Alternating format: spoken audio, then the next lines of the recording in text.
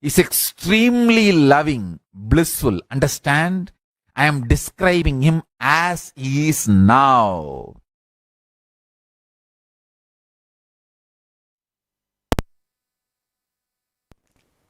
Yes, welcome back. What a way of describing Bhagavan Sri Maha Ganapathi.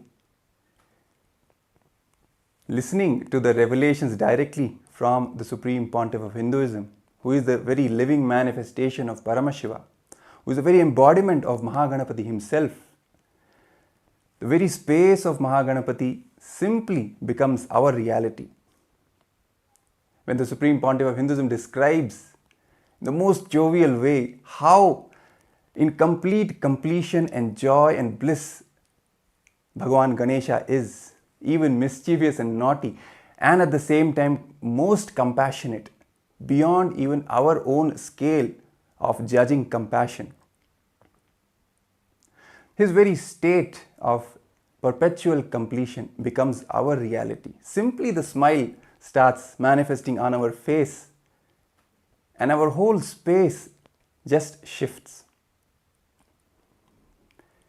And as we are getting ready to receive the Supreme Pontiff of Hinduism in the live Darshan today, on the special occasion of Ganesha Chathurthi,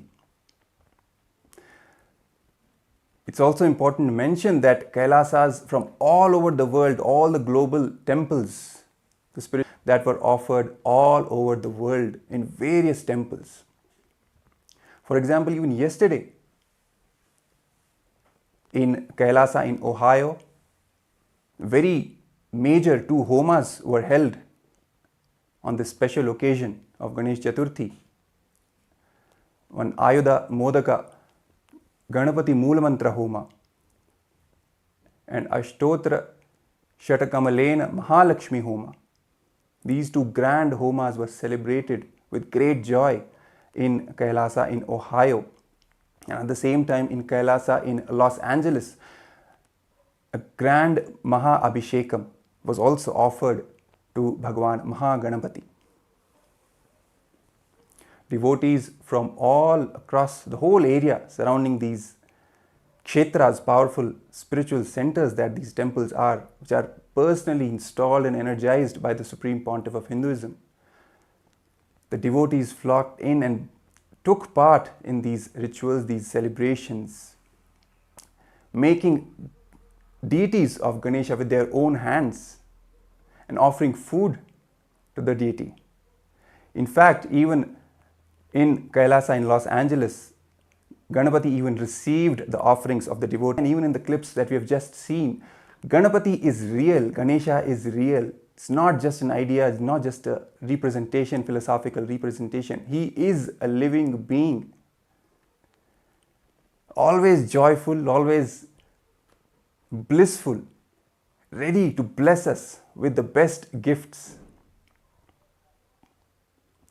There's also a very small story from the life of the Supreme Pontiff of Hinduism, when he says when he was a young boy, as we have just said, every year he used to celebrate Ganesh Chaturthi. He used to make Ganesha deities to pray, to worship Ganesha on his own. He used to make clay deities of Ganesha. So one day what happened is one of his neighbors, one of the neighbor grandmothers, she made a statement that, why are you wasting time with the clay deities? Just buy from the market and worship. So immediately the young Supreme Pontiff of Hinduism rushes to Arunagiri Yogeshwara, Paramashivam himself, who happened in the life of the Supreme Pontiff of Hinduism as his own guru. So he rushes to him and explains what happened, what the lady had said. And Arunagiri Yogeshwara makes this one statement. He says that life is not just all about money. It is your ability to do, the possibility of you to visualize and hold that visualization and then manifest into reality. That is what is the real value. If we just buy the Ganesha deity and just offer puja for that, let's say half an hour, we will get the benefit of that half an hour being in remembrance of Ganapati. But when we actually make the deity with our own hands, let's say we take a day, 2, 3 days, holding Ganapati's form, his space, his memory in our inner space, in our very brain, carrying that visualization, and that our hands making that visualization into reality. That whole. So, as a remembrance of the same act, all the devotees who are taking part in this whole grand celebration of Ganesha Chathurthi from all over the world, all the Kailasas from all over the world, they are taking part in this celebration by making their own Ganesha deities and then making the offerings to that deity. So that ultimately it is the inner space where Ganapati has to manifest, and from that inner space the outer manifestation will begin. And for that inner manifestation to happen, this simple exercise of making your own deity, clay deity or a sandal paste deity, whatever, turmeric, anything, and then offering to that deity, it holds a completely different value. And the Supreme Pontiff of Hinduism has shared from his own life how Arunagiri Yogeshwara himself initiated him into this powerful truth.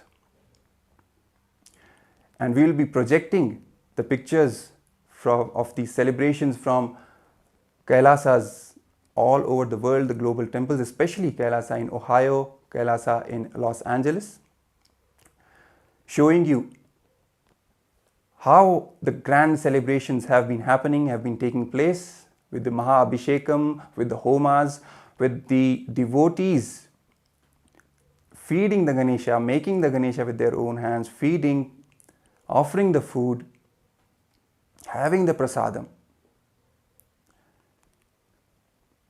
reinstating that simple attachment to Maha Ganapathi in the philosophical truth of intelligence or this or that. No, all those are just poisonous ideas which are meant to destroy our simple connection, simple bhakti with our deities, our chosen Ishtadevatas. And also remembering from the powerful story when the Supreme Pontiff of Hinduism himself fed Maha Ganapathi when he was just at the age of 3, a young boy. The whole experience as it went, initially he had the intention that Ganapati should eat the food that he's offering, these things that he did, but ultimately none of that worked. Finally he got a click from the life of the sage Nambiyanar Nambi, how he did ultimate tyaga, and then from that space he approached Maha Ganapathi. That click is what changed the entire space of the Supreme Pontiff of Hinduism, the young Supreme Pontiff of Hinduism at that time. His whole state of logic and the wrong logic, the tarka and kutarka, it went beyond both of them into vitarka state, where you have simple connection. There is no logic, and at the same time there is no wrong logic itself. Logic would be, yes, I am offering, I am devoted, Ganesha should eat. Wrong logic should be threatening, for example, what happened. He went through both of these and then beyond with that click and entered into the space of vitarka. Vitarka, as the Supreme Pontiff of Hinduism explains, is the straight umbilical cord connection, the power line, where simply all the truths manifest, the connection strengthens. And so as we are getting ready to receive the Supreme Pontiff of Hinduism, Bhagavan Nithyananda Paramashivam, on this special occasion of Ganesha Chathurthi, we are announcing to all the viewers who are watching us that the darshan will happen at 7:30 Eastern Time, that is 5 AM Indian Standard Time. So let's get ready to receive the Supreme Pontiff of Hinduism. Let's have that space of spontaneous completion, of simple devotion and vitarka, as we were just talking about. The Supreme Pontiff of Hinduism also shared in one of his discourses, one of his presidential addresses, that the young Hindu youth, the worst thing that has happened to them is the loss of vitarka. Because of the influence of the anti-Hindu forces, the media, entertainment, academia, all of these put together have snatched away that simple connection, that simple love devotion connection, which goes beyond whatever we know as logic or wrong logic, that vitarka. It is that vitarka that is missing, which has caused a lot of problems, a lot of damage to us. Even when we are connecting to the deities, we think a million times, this is right, this is wrong, what it means, what it doesn't mean, instead of simply understanding that they are real. Let's just talk to them, let's just connect with them, be it Ganesha, be it Krishna. If we read the stories of the great devotees, this one thing, the one thread that is common across all their lives is vitarka. Or the Supreme Pontiff of Hinduism at such a tender age simply manifested, offering his food to Ganesha, and Ganesha simply came and ate. It was a simple belief. Simple, not even belief, it just knows. He just knows he will come and eat. That's all. That is what the Supreme Pontiff of Hinduism is trying to inculcate in us today, in all of us, the modern day Hindus, especially the Hindu youth, connecting us back to our roots, connecting us back to the deities, to gods and goddesses, giving the statement that they are all real. Just connect with them. They will respond to you. It is He who gives us the confidence that they will respond. And based on that confidence itself, we see devotees all across the globe manifesting left and right. For example, this power of feeding milk to Ganesha. That's how this happened yesterday. Simple vitarka. The vitarka that was initiated by the Supreme Pontiff of Hinduism in all the devotees, in all the disciples. With that vitarka, simply connecting with Ganesha, with Maha Ganapathi, and he comes and receives the offerings that we are making. Let's also watch another small clip of the Supreme Pontiff of Hinduism talking about Bhagavan Sri Maha Ganapathi, sharing some more truths. And we'll come back and get ready for today's grand special, the truths about Bhagavan Sri Maha Ganapathi. ईश्वर समारंभां नित्यानन्देश्वरि मध्यमाम् अस्मदाचार्यपर्यन्तां वन्दे गुरुपरम्पराम्.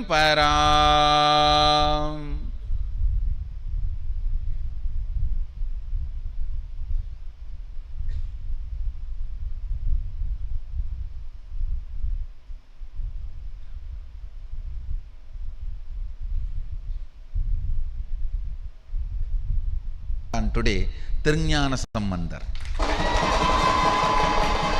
It is Avani Chathurthi.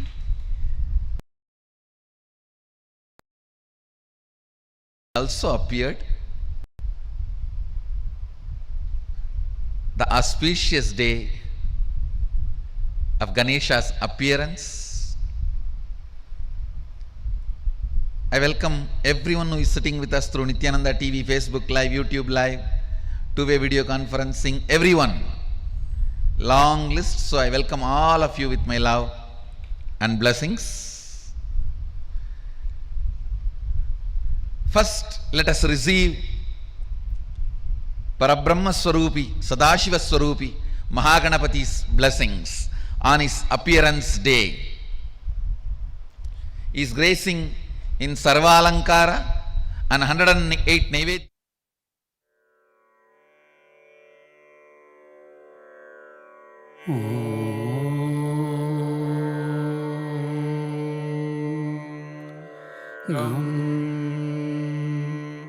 Ananda Ganapataye Namaha.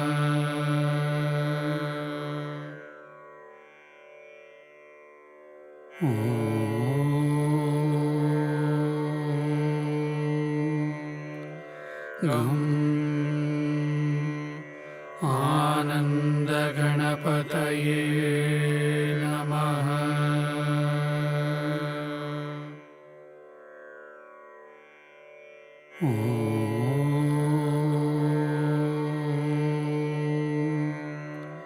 गं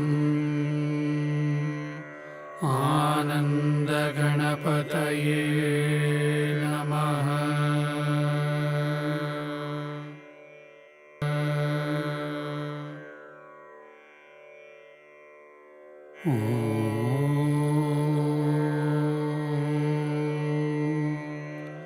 गं आनन्दगणपतये नमः।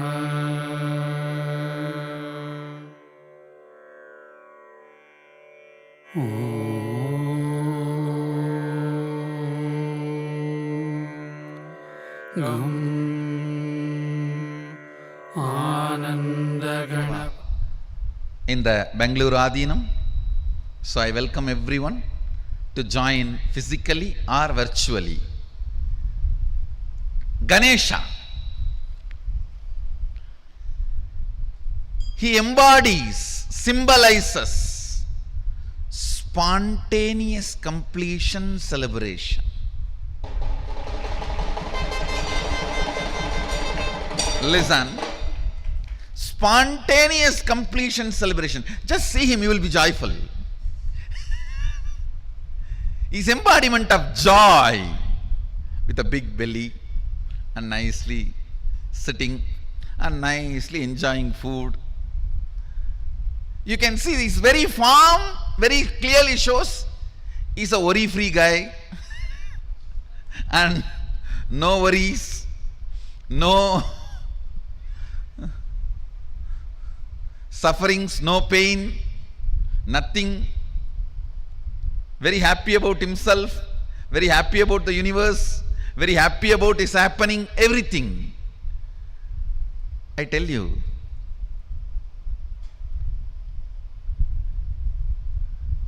his very way he appeared, the way he happened, if you see the whole story, very casually, Devi just puts her muscle memory, the mixture of haldi and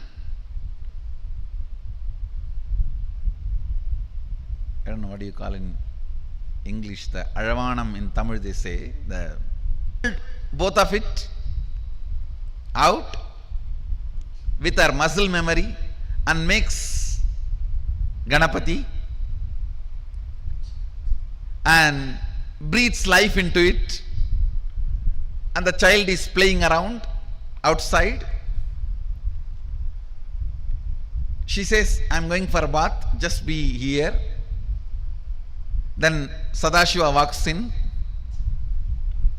into him.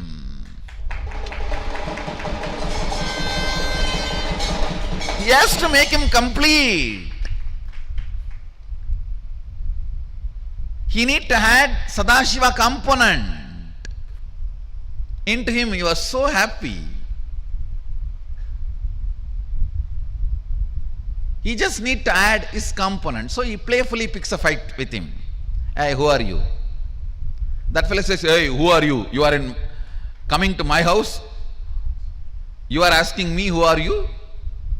I am the son of the owner of this house. Who are you? He says, no, I am the owner of this house. I have to go inside. He says, no, my mother is taking bath. You cannot go inside now. Hey, I am the owner of this house. You are not letting me inside.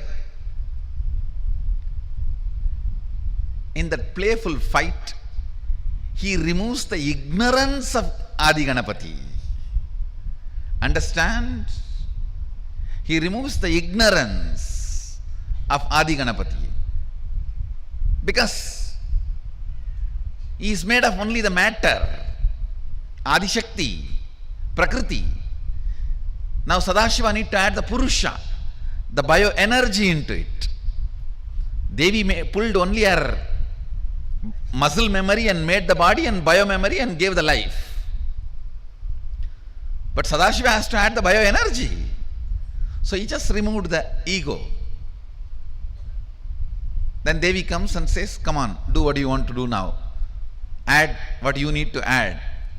Then he tells, all right, go and get any head you get.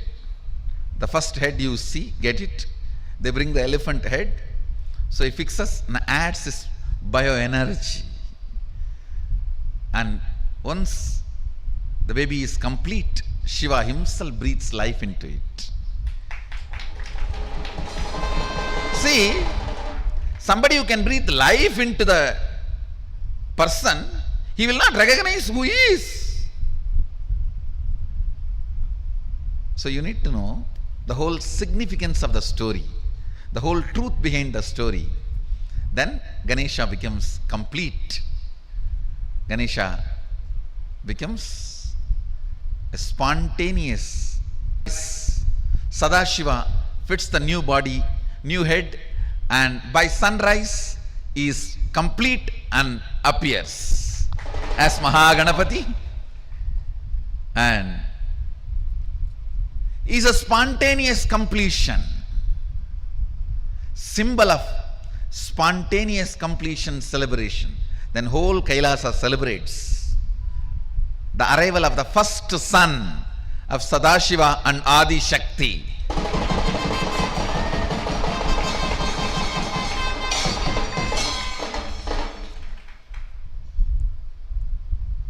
Is the embodiment, symbol of spontaneous completion celebration.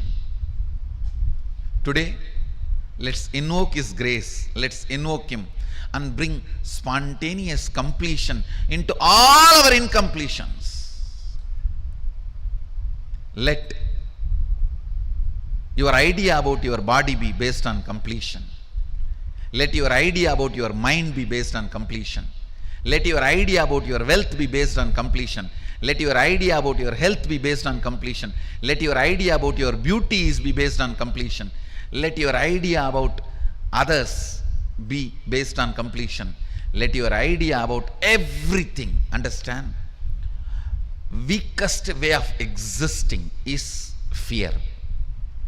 Let that fear be blasted by Maha Ganapathi's spontaneous completion celebration. Invoke him. He is easy to approach. Asudosha. Asudosha means easily pleased. And as we just witnessed this powerful revelation from the Supreme Pontiff of Hinduism, describing the grandeur, the magnificence of Bhagavan Sri Maha, he just, as the Supreme Pontiff of Hinduism just said, he just blasts all their powerlessness, all their fears with his spontaneous completion. The Supreme Pontiff of Hinduism has again and again stressed upon this truth that completion is the very foundation of our lives. Not even a single moment we should allow any incompletions inside us, any powerlessness inside us. The moment we start allowing incompletions, the moment we start giving legitimacy to the incompletions inside us, it is like we declaring that we don't have any control over our own life, which is actually not true. It is just the state of irresponsibility that gets induced in us by the delusion of these incompletions. So the moment any incompletions come, the moment they arise in us, simply remembering our Guru, the Supreme Pontiff of Hinduism, who is the very embodiment of all the, whatever it is, the thoughts, the thought currents to reach any conclusion. No. Simply a simple decision to complete induces that space of completion. When we just realize that all the incompletions are not even real in the first place, they are just delusion made up by our mind. So we don't even have to fight them, just ignore them. It makes them completely redundant. and we come back to the space of spontaneous completion. As even we were talking about earlier, Maha Ganapathi's form, when he holds the Pasha and Ankusha in his two hands, Ankusha is the power of unclutching. The moment any incompletion arises, simply unclutch from that, and we fall back into the state of completion, of restful awareness. The Supreme Pontiff of Hinduism also shares from the space of Maha Ganapathi, the way he is joyful, he is blissful all the time. We should also be energetic, always pro-life, deciding for life, joyful, energetic, excited, working on different things, different projects, taking on multiple things at the same time. Then where is the time of even giving time to any incompletion? From his own life, he shares a story of when he organized the Ganesh Chathurthi festival for the first time. That's how the whole journey began. Along with his friends, his neighbors, the way they organized the whole festival, the grand celebrations, each and everything was taken care of. The Supreme Pontiff of Hinduism at that young age involved himself in all the aspects. He was a painter, he was a musician also, he was a sculptor, he was the accountant as well. All the different dimensions of life he touched, he completely involved in. Without having any ideas that this is what I am good at, this is what I am not good at. All these ideas are just completely bogus, as the Supreme Pontiff of Hinduism says again and again. And even in KAILASA's Nithyananda Gurukul, this is one practice which forms the very foundation of the life of the kids, of the Gurukul kids. They're encouraged to involve in various activities without any idea of this is their thing or this is not their thing, this is what I am good at, this is what I am not good at. No, that is not even a part of the vocabulary in KAILASA's Nithyananda Gurukul. All the 64 arts, all the kids have to take part in. It's simple sheer involvement in life and manifesting fulfillment in all dimensions. Be it creative field, be it logical field, mathematics, academics, sports, anything.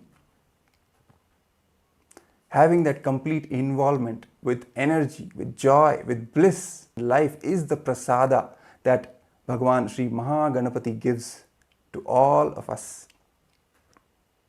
From his own inner space, he bestows upon all his devotees this prasada of instant, spontaneous completion, of joy, of energy, of vitality, of simply enjoying life to the fullest. And that's exactly what the Supreme Pontiff of Hinduism initiates us into when he expresses as the very manifestation of completion itself and makes completion happens in all of us. Stressing upon this point how important completion is, how powerful completion is. Not even a single moment of incompletion is worthy of being entertained in our inner space, because it simply doesn't belong there. It is not even real. This power of completion is what Bhagavan Sri Maha Ganapathi is the embodiment of. It's the power of completion, power of consciousness. When we feed food to Maha Ganapathi and he accepts it and he graces us by receiving it, by having that food, it is simply he initiating us into the power of our consciousness, making us realize that we are much more than just this body and mind. We are the consciousness and we have the power over entire Prakriti, entire matter. This power of consciousness over matter, which the Supreme Pontiff of Hinduism initiates all his disciples and devotees into. This is what is the fruit of Maha Ganapathi, directly becoming a part of our inner space. As a fruit, as the very sweetness that he gives to all of us. And even holds in his four hands are also a representation of the four tattvas of integrity, authenticity, responsibility and enriching. the pasha, the rope that he holds, signifies the power of integrity, of staying true to our words, whatever words we give to ourselves and to others, fulfilling them. The noose, that is the ankusha, which he holds in the upper left hand, which symbolizes the power of unclutching, also symbolizes the power of authenticity. The broken tusk which he holds in the lower right hand is the power of tyaga, and at the same time the power of responsibility. And the modaka is the enriching, the power of enriching, with which he bestows the sweetness, the best gifts to all of us. So as we prepare ourselves to receive the Supreme Pontiff of Hinduism, today on the special occasion of Ganesha Chathurthi, when the Supreme Pontiff of Hinduism will be gracing us all with the live Darshan and the presidential address, let us remember all these truths that the Supreme Pontiff of Hinduism shares with us about Bhagavan Sri Maha Ganapathi, and let us invoke the same space of instant completion, of spontaneous completion in ourselves, carrying the space of devotion and gratitude as we are preparing ourselves for the darshan. So let us take a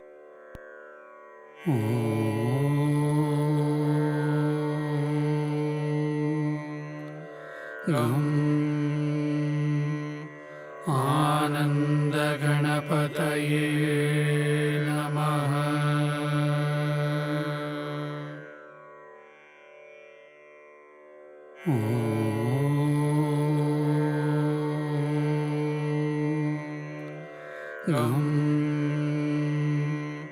Ananda Ganapataye Namaha.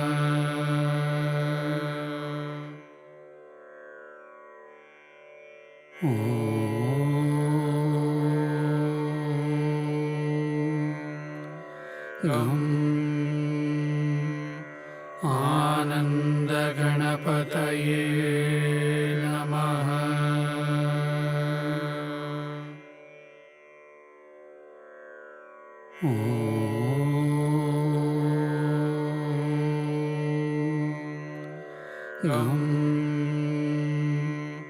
Ananda Ganapataye Namaha.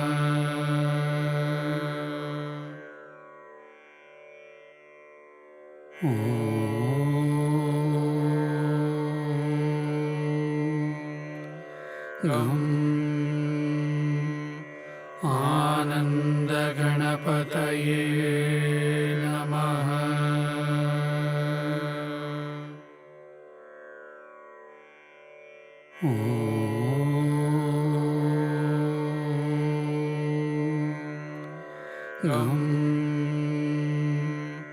Ananda Ganapataye Namaha.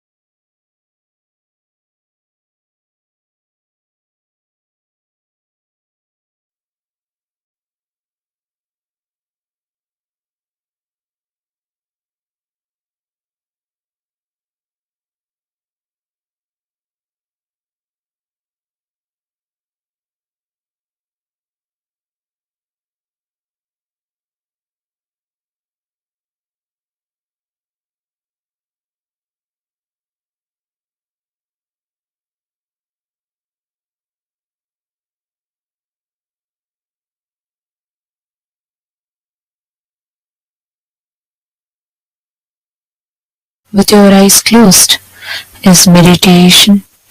Connecting with the divine with your eyes open is darshan. Come, let us all now move from meditation to darshan. Slowly, very slowly, please open your eyes.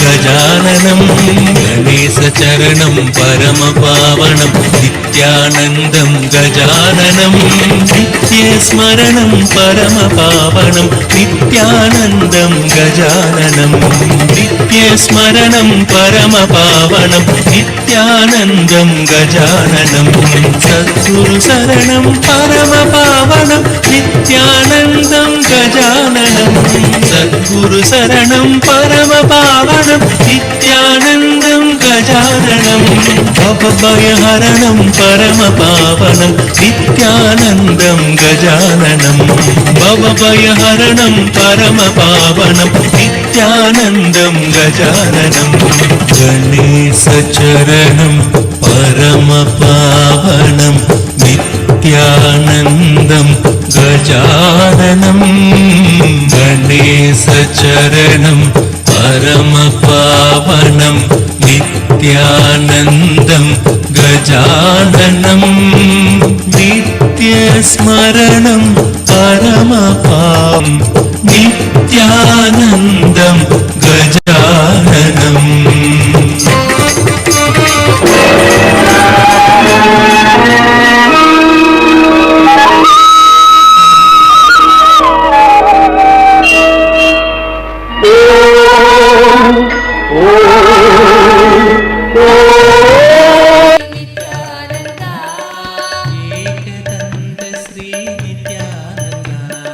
एकदन्त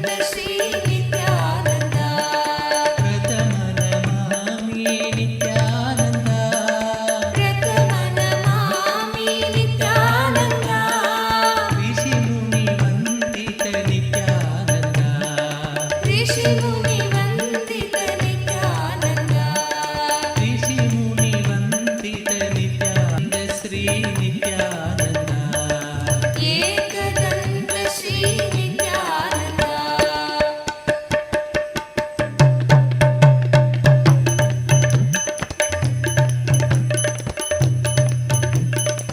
Shri Nityanand प्रथमनमामि Nityanand प्रथमनमामि Nityanand प्रथमनमामि Nityanand प्रथमनमामि Nityanand ऋषिमुनिवन्दित Nityanand ऋषिमुनिवन्दित Nityanand ऋषिमुनिवन्दित Nityanand ऋषिमुनिवन्दित Nityanand Nityanand हरे नित्यानन्द नित्यानन्द हरि नित्यानन्द नित्यानन्द हरे नित्यानन्द नित्यानन्द हरि नित्यानन्द नित्यानन्द हरे नित्यानन्द नित्यानन्द हरि नित्यानन्द सुन्दरमुख श्री नित्यानन्द सुन्दरमुख श्री नित्यानन्द एकदन्त श्री नित्यानन्द एकदन्त श्री नित्यानन्द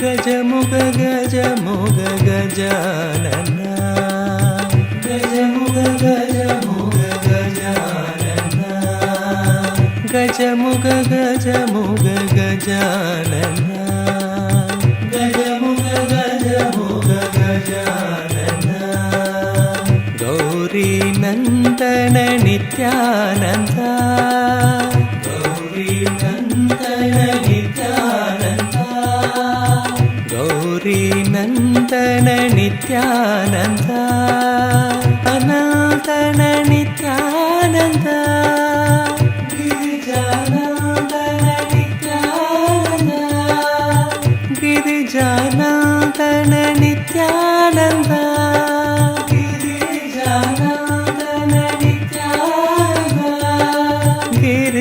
गिरीशनन्दन नित्यानन्द गिरीशनन्दन नित्यानन्द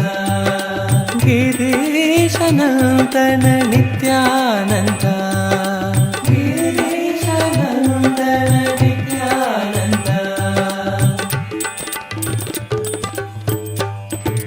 गजमुख गजमुख गजानन गजमुख गजमुख गजानन गजमुख गजमुख गजानन गजमुख गजमुख गजानन गौरी नन्दन नित्यानन्द गौरी नन्दन नित्यानन्द गौरी नन्दन नित्यानन्द गौरी नन्दन नित्यानन्द गजमुख गजमुख गजानन गजमुख गजमुख गजानन गिरिजानन्दन नित्यानन्द गिरिजानन्दन नित्यानन्द गिरिजानन्दन नित्यानन्द गिरिजानन्दन नित्यानन्द गिरीशनन्दन नित्यानन्द गिरीशनन्दन नित्यानन्द गिरीशनन्दन नित्यानन्द गिरीशनन्दन नित्यानन्द गजमुख गजमुख गजानन गजमुख गजमुख गजानन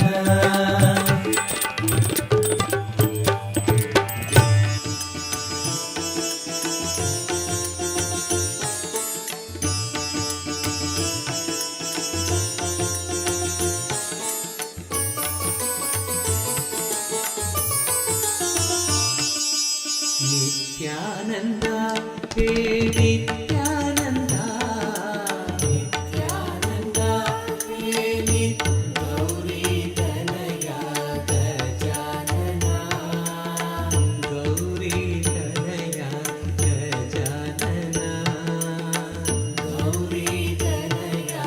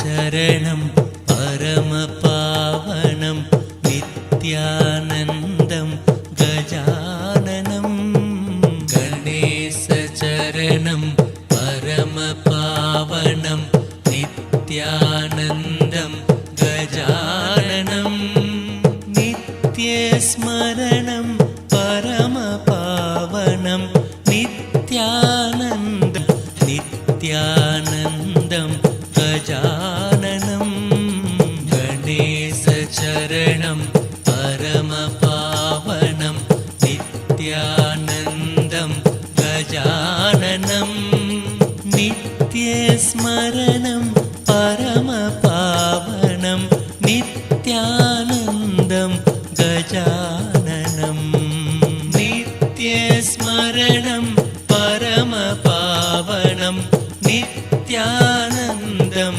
கஜானனம் சத்குரு சரணம் பரமபாவனம் நித்யானந்தம் கஜானனம் சத்குரு சரணம் பரமபாவனம் Nithyanandam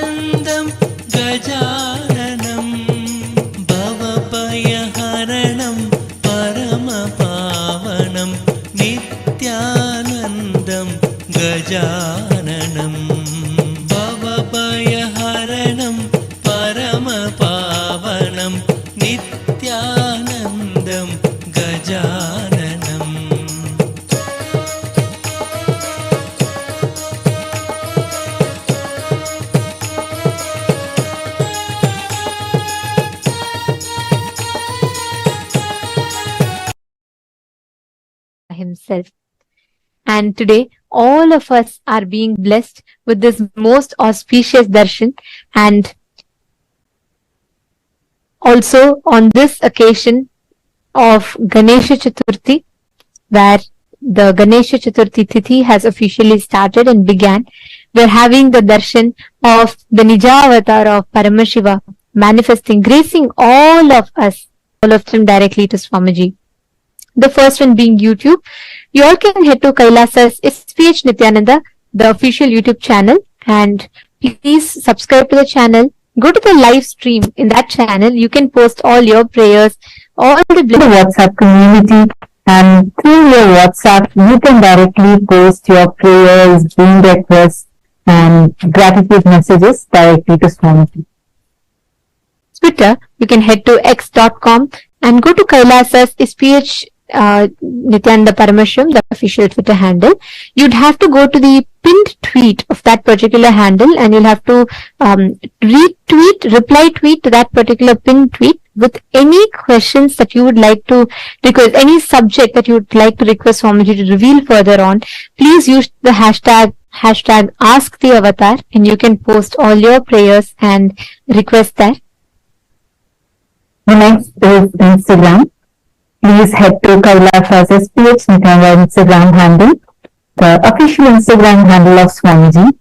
Please make sure to click the follow button if you have not done so that you don't miss out on any of the latest updates and the photos of the Supreme Pontiff of Hinduism. Click on the profile picture.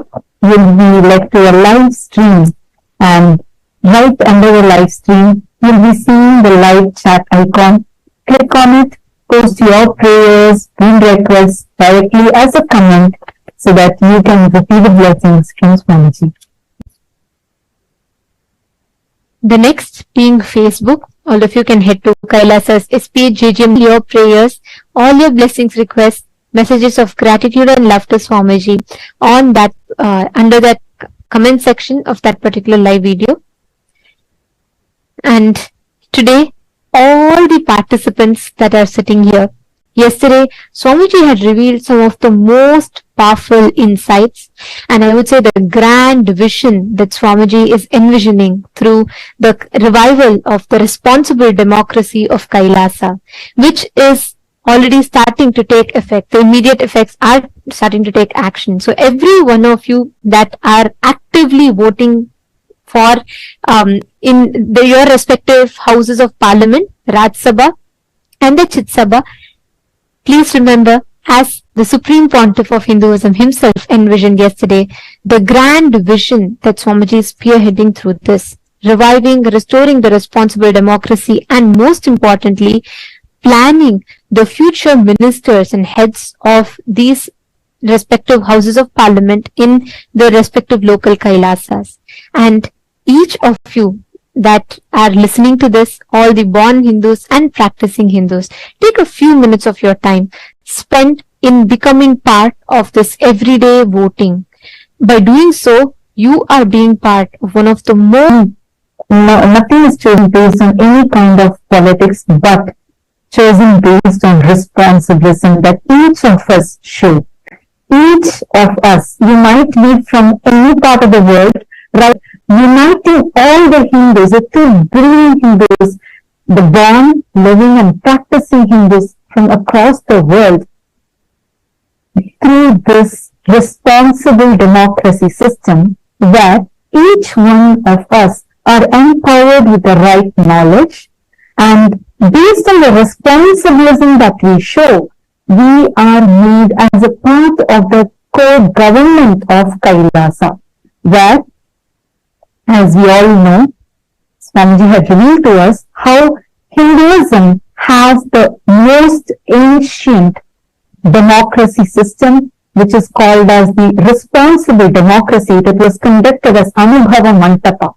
And Swamiji is reviving this exact thing so that all of us are first enriched with the and be part of this grand revival of Kailasa that Swamiji has been doing for all of us, not just for Hindus, but for humanity at large. Today we learned a very important subject. We learned about the 11 genders. Gender identity has become a huge crisis that the modern day is currently facing. There are many gender-related issues and women empowerment-related issues that the world is facing. And at this point in time, when the world is diversified in its opinions on gender, and ultimately each group having a divided stance on this, and there's a lot of discussions, and there's a lot of people who have suffered at science from Hinduism to the whole world through the revival of 11 genders. Swamiji revealed one of the most unique and important principle of Hinduism, where every Today, so many of you had also posted how you feel that this knowledge is too precious and has to be taken to the world, and how it is going to help resolve some of the most important modern day issues. So, keeping this in mind, this is going to be the voting topic for today. And just a reminder for everyone, all those who want to be a part of this grand revival of Kailasa and be a part of this governing body of Kailasa, yesterday Swamiji had told how Swamiji has already started choosing people based on the responsibilism that each one shows, the responsible activism that each one shows. And here, and Swamiji also mentioned how based on how actively you are participating in the voting, whether it is the Rajya Sabha voting, which is open to all the Hindus across the world, be it born Hindus or practicing living Hindus, opportunity which is open and available only for the Chit Sabha participants. So we request all of you to take a few minutes and be a part of this revival of responsible democracy, and take some time to visit the website events.kailasa.org/Hindu-votes, and please cast your vote. The question is, how important is it to promote awareness within the society regarding the existence of 11 genders and initiating dialogues on this topic?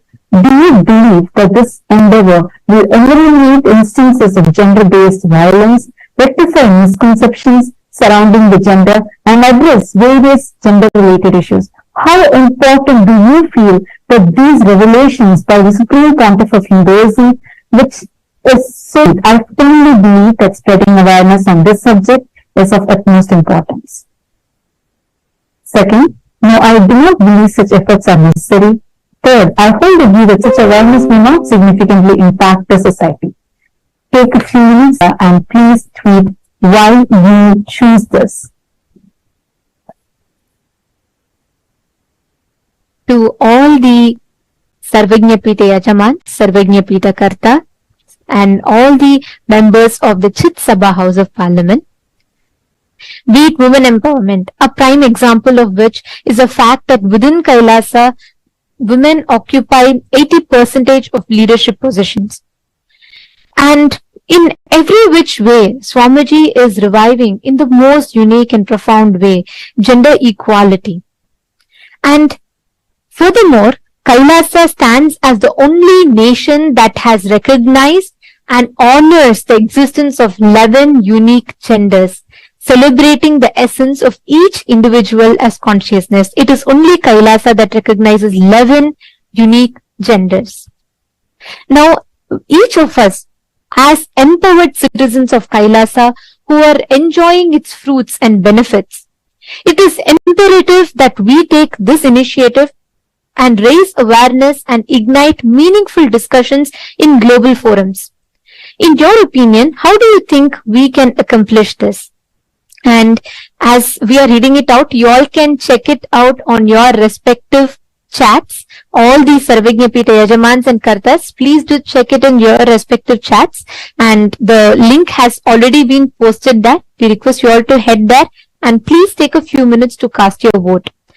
The options are: Option A, by participating in international events and forums, which helps you in actively engaging the information and promote awareness about our inclusive policies reaching a broader audience. Option 3 is encouraging inclusive conversations in independent private events. That is another approach, which is to foster inclusive conversations on these topics within the independent events.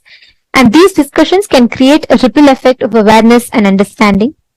And option 4 is if you believe that you can't really bring a significant impact, you can let us know with that.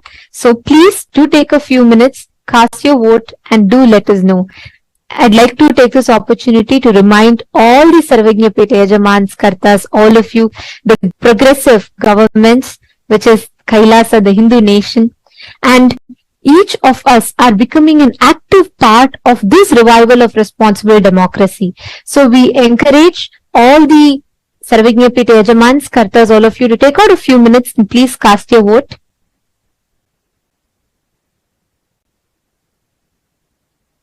Yes. And now let us all continue enjoying the darshan. Let us all continue receiving today's most powerful initiation. We request all the viewers, participants, every one of you to post your prayer.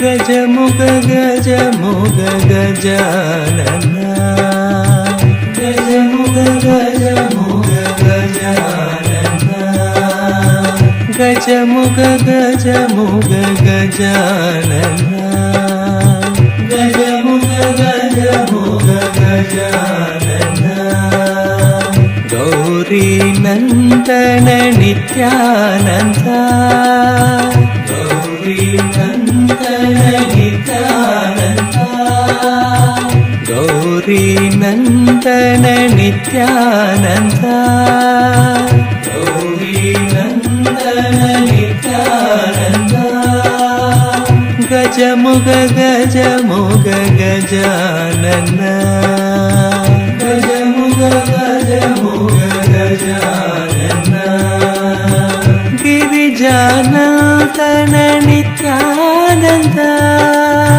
Girijanandana Nithyananda, Girishanandana Nithyananda, Girishanandana Nithyananda, Girishanandana Nithyananda,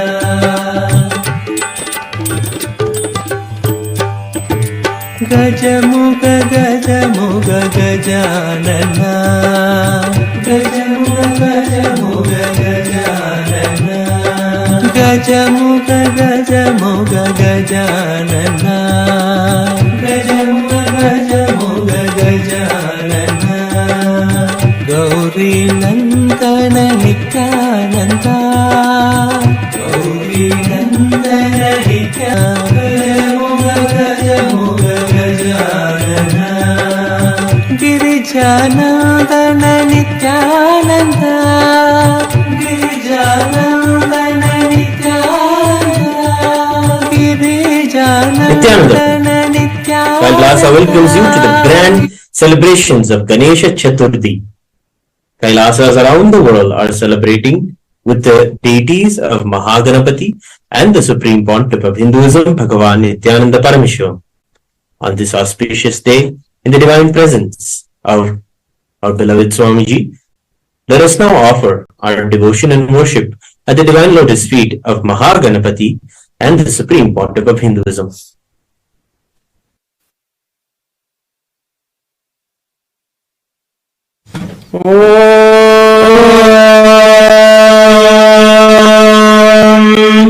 एकदन्तं शूर्पकर्णं गजभक्तं महोदरं पाशाङ्कुशधरं देवं ध्यायेत् सिद्धिविनायकम्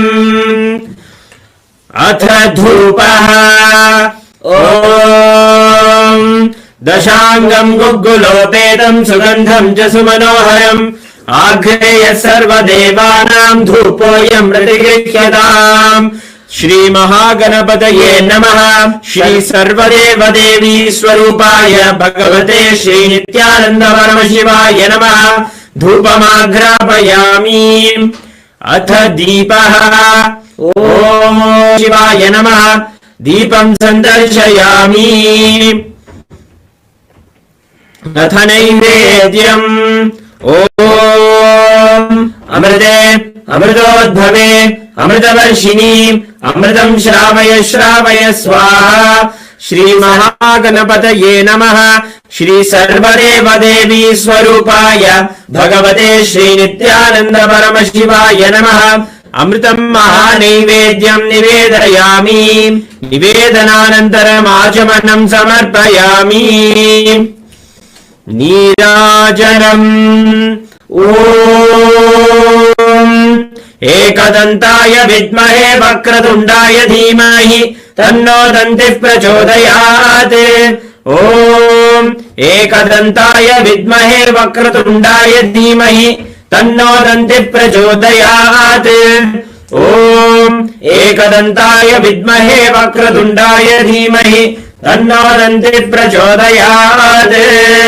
ओम हंसाय विद्महे परमहंसाय धीमहि तन्नो हंस प्रचोदयात्। ओम हंसाय विद्महे परमहंसाय धीमहि भगवते श्री नित्यानंद परमशिवाय नमः। कर्पूर नीराजनं संदर्शयामि। रक्षां धारयामि।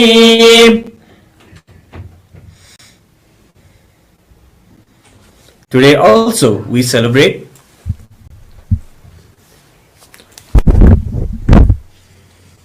Today is the first day celebrations of the Salakatla Venkateshwara Brahmotsavam. Now we will be offering our devotion to Venkateshwara Swami on this first day of the Salakatla Venkateshwara Brahmotsavam.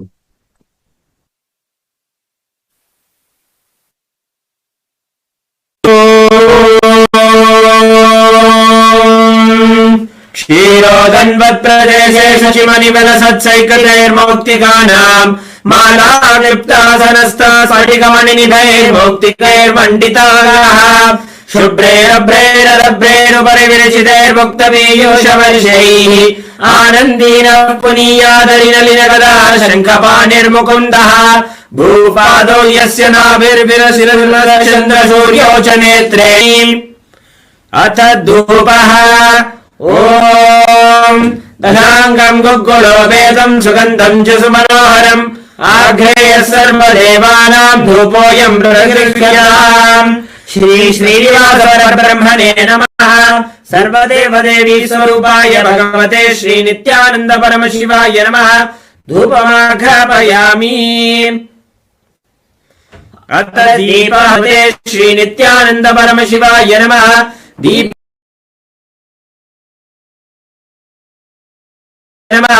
दीपं संदर्शयामि। अथ नैवेद्यम्। ओम अथ नैवेद्यम्। ओम अमृते अमृतोद्भवे अमृतवर्षिणी अमृतं श्रावय श्रावय स्वाहा।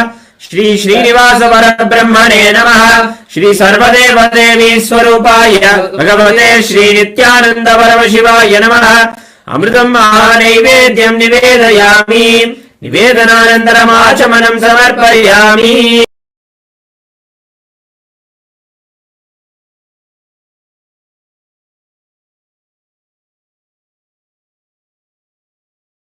श्रीवेङ्कटनिवासाय श्रीनिवासाय मङ्गलम्। श्रीकान्ताय कल्याणनिधये निधयेऽर्थिनाम्। श्रीवेङ्कटनिवासाय श्रीनिवासाय मङ्गलम्। श्रीकान्ताय कल्याणनिधये निधयेऽर्थिनाम्। श्रीवेङ्कटनिवासाय श्रीनिवासाय मङ्गलम्। कर्पूरगौरम् करुणावतारम् संसारसारम् भुजगेन्द्रहारम् सदा वसन्तम् हृदयारविन्दे भवं भवानी सहितं नमामि। भवं भवानी सहितं नमामि। भवं भवानी सहितं नमामि। शोणाद्रीशावताराय ज्योतिस्तम्भस्वरूपिणे श्रीकैलासप्रधानाय नित्यानन्दाय मङ्गलम् तत्त्वज्ञानप्रदाताय नित्यानन्देश्वररूपिणे श्रीकैलासप्रधानाय नित्यानन्दाय मङ्गलम् मूलप्रकृतिरूपाय परमशिवशक्तिस्वरूपिणे श्रीकैलासप्रधानाय नित्यानन्दाय मङ्गलम् दण्डत्रिशूलहस्ताय कालकालस्वरूपिणे श्रीकैलासप्रधानाय नित्यानन्दाय मङ्गलम् सर्वाभयविनाशकाय शत्रुसंहाररूपिणे श्रीकैलासप्रधानाय नित्यानन्दाय मङ्गलम् आदिपूज्याय देवाय सकृत्पूर्णत्वरूपिणे श्रीकैलासप्रधानाय नित्यानन्दाय मङ्गलम् योगभट्टाभिषिक्ताय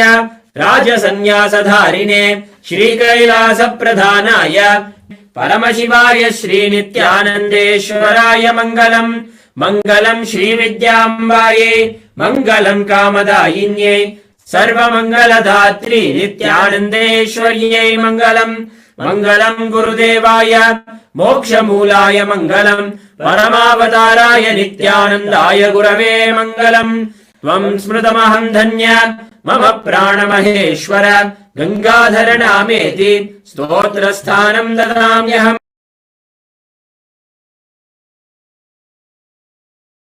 पादुकार्पणमस्तु ॐ नित्यानन्दम्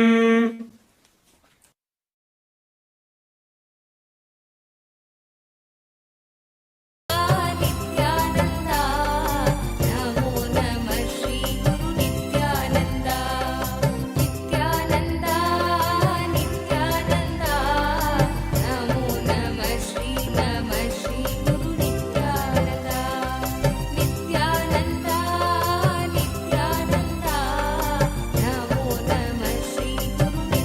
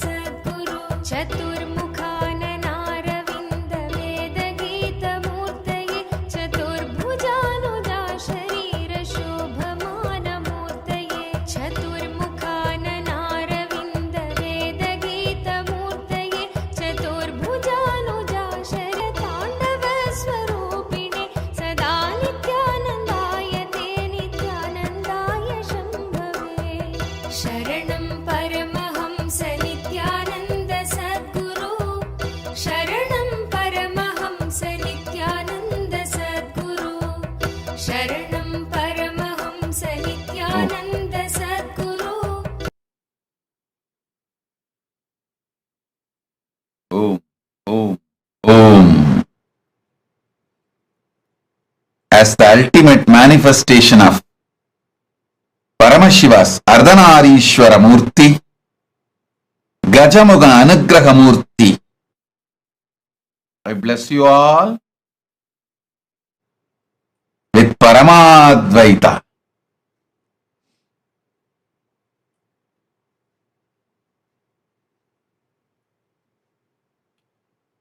Blessings, Ganapati, Maha Ganapathis. Blessings, Maha Ganapathi's grace be on all of you. Maha Ganapathi showers his grace on all of you.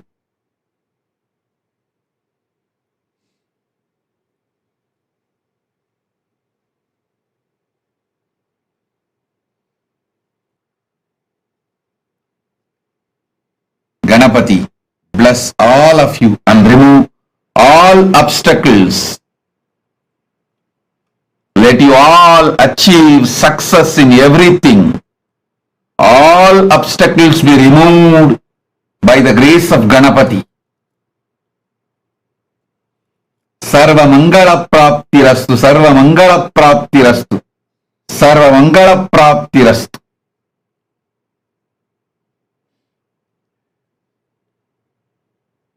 Now I'll install the 720 sacred sounds, mantras into your system to flush out all toxins and give you the experience of Divya Sarira infusing Paramashiva's DNA I'll energize, mirror, and all the other alchemy products you have, turmeric, kumkum, sandal, all the alchemy products and aushadas, and Krishtasila. Sit now. I'll transmit Paramashiva's DNA into all of you now. Om, Om, Om.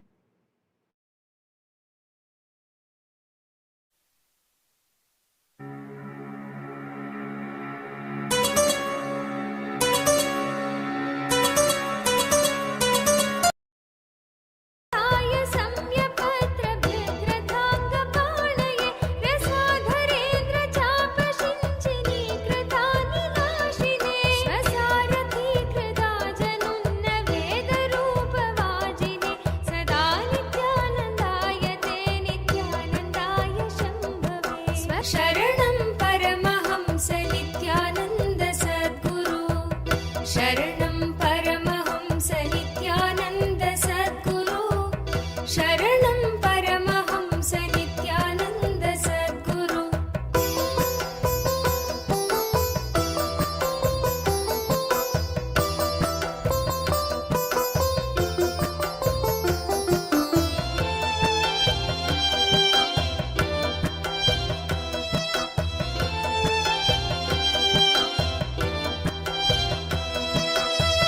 शरणं परमहंस नित्यानन्द सद्गुरु शरणं परमहंस नित्यानन्द सद्गुरु शरणं परमहंस नित्यानन्द सद्गुरु शरणं परमहंस नित्यानन्द सद्गुरु अतिप्रगलक्षयाग भोगिनाक सद्मना गतिप्रदाय गर्जिताखिल प्रपञ्च साक्षिणे सदा नित्यानन्दाय ते नित्यानन्दाय शम्भवे गतिप्रदाय गर्जिताखिल प्रपञ्च साक्षिणे सदा परमहंस नित्यानन्द सद्गुरु शरणं परमहंस नित्यानन्द सद्गुरु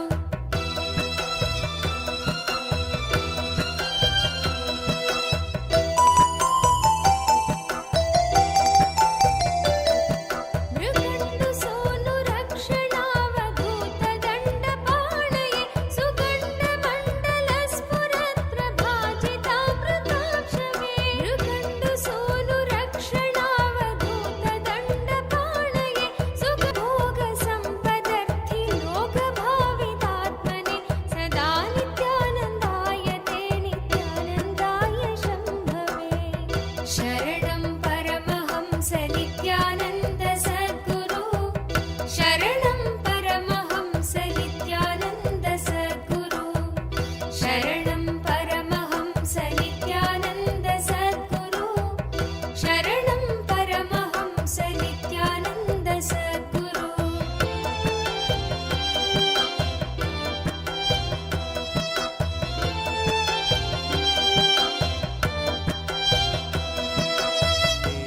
देवदेवोत्तम दीन संरक्षक देवदेवोत्तम दीन संरक्षक देवदेवोत्तम दीन संरक्षक देवदेवोत्तम दीन संरक्षक देवादिदेवा नित्यानन्दा देवादि नित्यानन्दा कृपामया श्री नित्यानन्दा कृपामया श्री नित्यानन्दा कृपामया श्री नित्यानन्दा कृपामया पतितो दारा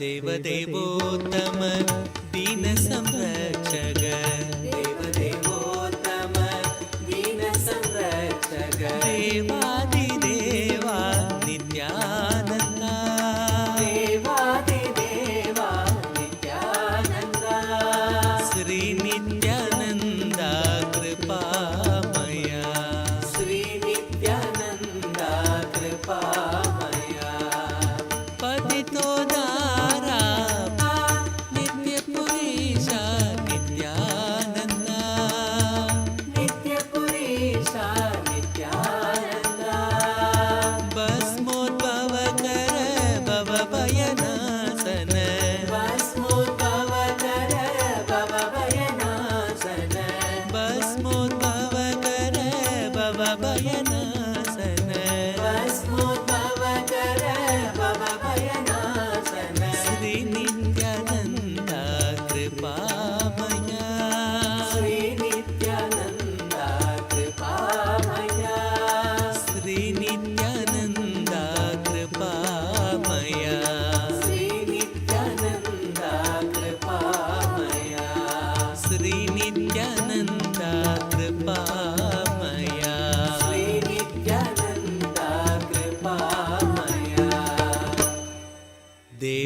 देवदेवोत्तम दीन संरक्षक देवदेवोत्तम दीन संरक्षक देवादिदेवा नित्यानन्दा देवादिदेवा पतितोदारा पापविदूरा पतितोदारा पापविदूरा भस्मोद्भवकर भवभयनाशन भस्मोद्भवकर भवभयनाशन श्री नित्यानन्दा कृपामया श्री नित्यानन्दा कृपामया श्री नित्यानन्दा कृपामया श्री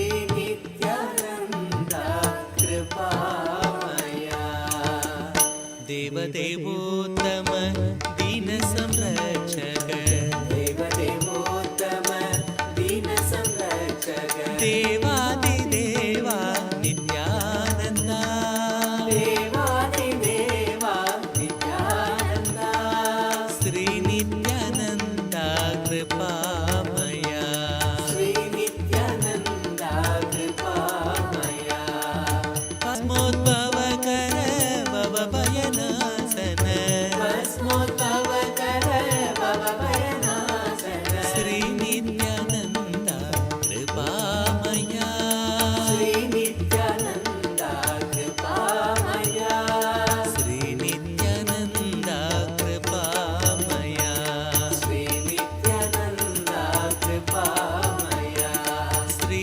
नित्यानन्दा कृपामया श्री नित्यानन्दा कृपामया नित्यानन्दा हरे नित्यानन्दा नित्यानन्दा हरे नित्यानन्दा नित्यानन्दा हरे नित्यानन्दा नित्यानन्दा हरे नित्यानन्दा नित्यानन्दा हरे नित्यानन्दा नित्यानन्दा हरे नित्यानन्दा नित्यानन्दा हरे नित्यानन्दा नित्यानन्दा हरे नित्यानन्दा नित्यानन्दा हरे नित्यानन्दा नित्यानन्दा हरे Nityananda Nityananda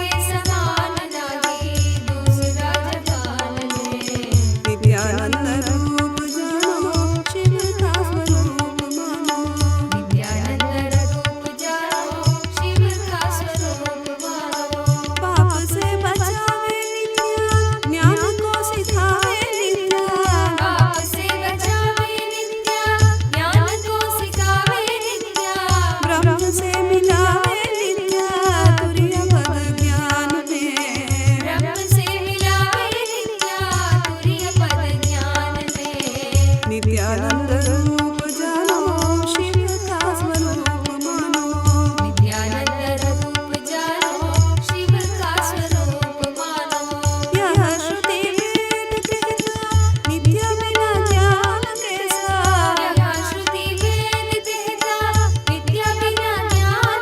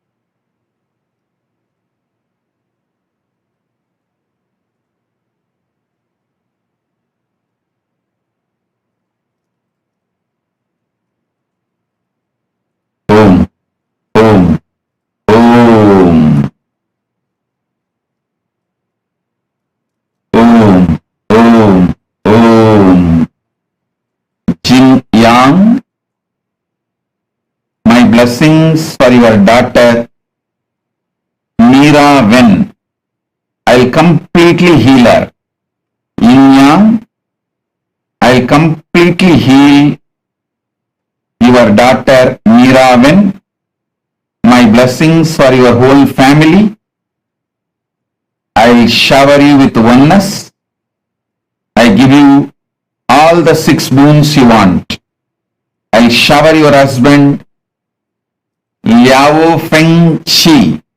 Liao Feng Chi. I accepted your Tulabharam and I give you all the 7 boons you want. You will have a completion and enlightenment. You will have wealth and abundance. You will become Sarvanyapitakarta. And I'll make Kailasa in Taiwan happen. My blessings for your husband Chen Jian Sheng. And you will be very powerful enricher for Kailasa in Taiwan. Blessings.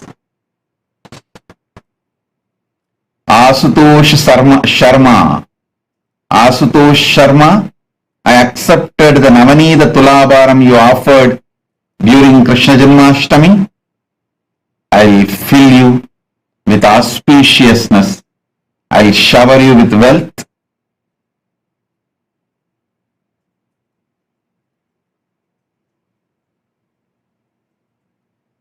I'll remove your ego. Asutosh Sharma, don't worry.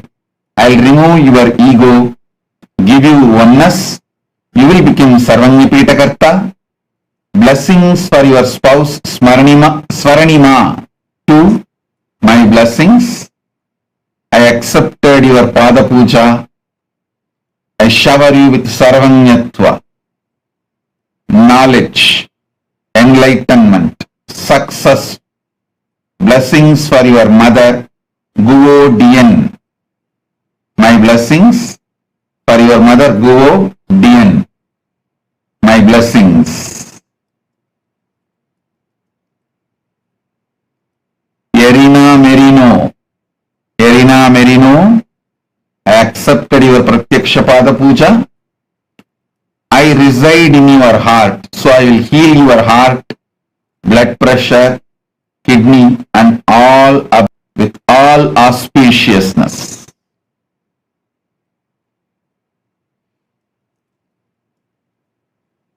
All those who offered today Pratyaksha Pada Puja and Tulabhara Seva, Rajita Tulabhara Seva, I accepted. My blessings. I will respond to each one of your prayers and bless each one of you individually in next further satsangs. Today, I am blessing all of you by accepting your gratitude, devotion, Pada Puja, Tulabhara Seva, everything. I will also respond and bless every one of you individually, your prayers in further darshans every day. My blessings.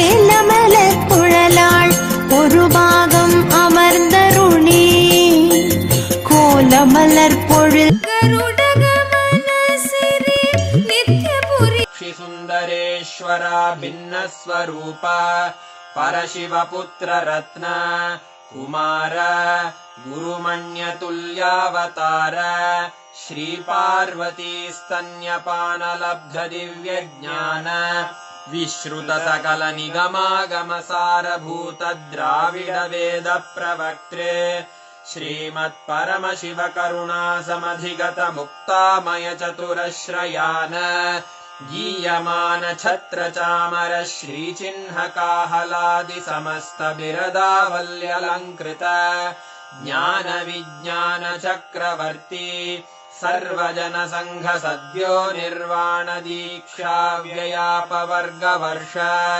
विश्राण Jimuta परमत कलभ Kesari अर्हार्हध्वजोच्छेदन पूर्वक श्रीमद्वृषभध्वज स्थापक शैव समय कर्तृ सर्वज्ञ पीठारूढ श्री जगद्गुरु श्री ज्ञान संबंध देशिक स्वामी वागीश सुंदर माणिक्य वाचक स्वामिनाम् अवतार भूत श्री ज्ञत अरुणाचल सर्वज्ञ पीठ गुरु महासन्निधान कैलास परंपरागत कांची कैलास सर्वज्ञ पीठ त्रयस्त्रिंशदुत्तर द्विशततम गुरु महासन्निधान नित्योत्सव नित्य मंगल नित्य कल्याण नित्य रजित कैलास परंपरागत आदि कैलास नित्यानंद पीठ महासंस्थान महासिंहासन पीठ इत्यादि अनवच्छिन्न सार्वभौम चक्रवर्ती परंपरागत चतुष्षष्टि योगिनी मंडित चतुष्षष्टि संप्रदाय प्रवर्तक मनुधर्म शासन सुहृत महानिर्वाणि पीठ अष्टोत्तर सहस्र श्री महामंडलेश्वर साक्षात् श्री परमशिव सिंहासनाभिषिक्त समस्त गणनायक श्री महागणपति समारंभ अनवच्छिन्न पीठाधीश्वर गुरु परंपरा प्राप्त अटल पीठ अष्टोत्तर सहस्र श्री अटल पीठाधीश्वर धर्म मुक्ति स्वर्गपुर स्वर्ण पीठ त्रयोविंश गुरु महासन्निधान कैलास परंपरागत आदिपीठ सर्वज्ञ पीठ जगद्गुरो श्री कैलास पुनरुद्धारक श्री कैलास परमाचार्य श्रीमत्परमहंस परिव्राजकाचार्य वर्य सच्चिदानंद प्रणव स्वरूप श्रोत्रिय ब्रह्मनिष्ठ श्रीमज्जगद्गुरु वितरणेन जयी भव विजयी भव जय जय।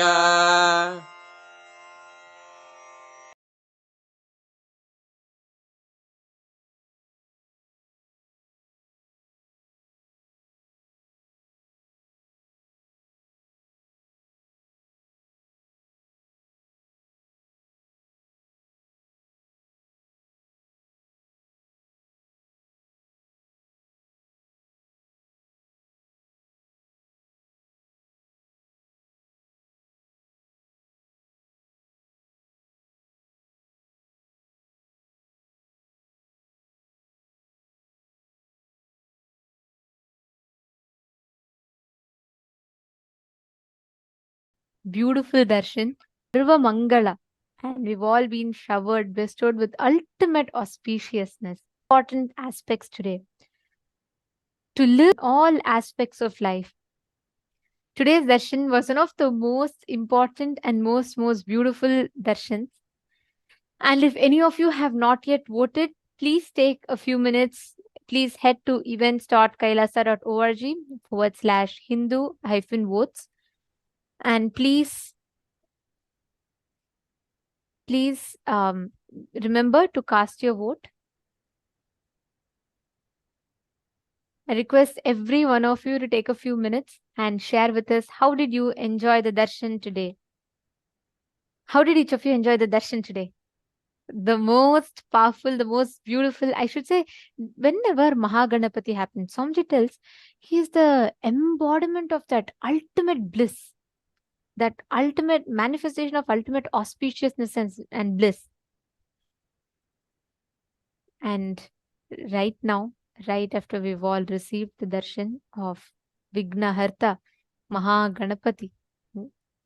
Let us all sit now. Connect to Maha Ganapathi. Each one of us right now,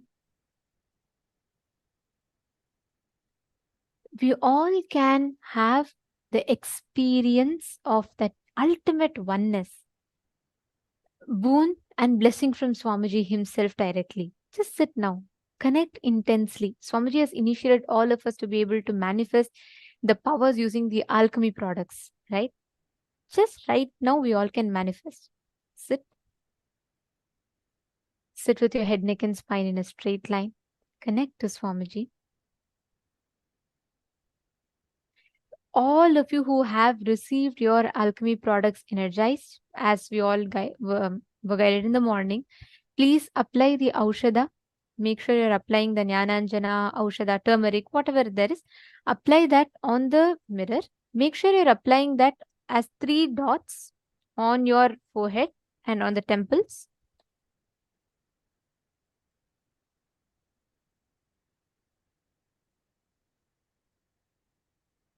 Yes. Now understand that mirror will act as literally like a transmitter, which means like how, with what clarity you will be able to see on your phone screen or your laptop screen. With that same clarity, if not even more, you will be able to see on the mirror. The mirror has unique ability to receive and hold energy and transmit the energy. So what is going to be happening now is that right after you receive the energy, right after you receive the initiation, when you apply the Aushada, the whole mirror literally gets energized. And you will see the answers to all the questions that you have on the mirror. It's very simple. All you need to do is connect to Swamiji and just sit from that space of oneness. You will be able to start seeing clearly on the mirror. Understanding? Shall we all start? Please sit straight. Sit with your head, neck, and spine in a straight line.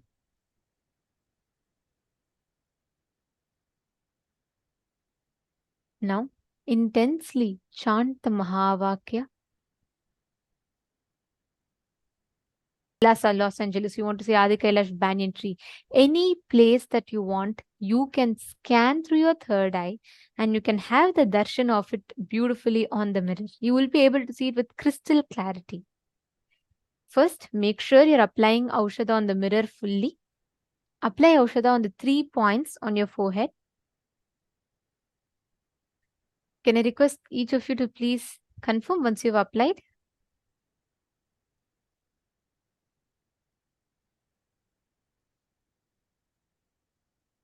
Malita Sege, you're asking how does it appear? Does it appear as actual words? It will appear as clear visuals itself. See, sometimes it starts as patterns and lines, but actually you will be able to see, like if I show you, like how you're seeing us on your screen right now, right?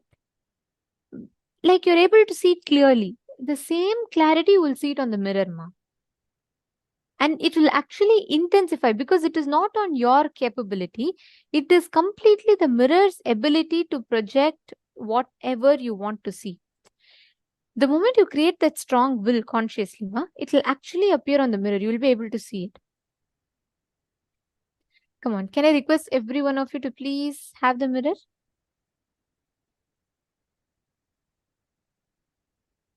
Now, consciously will for any place that you want to appear. It can be anything.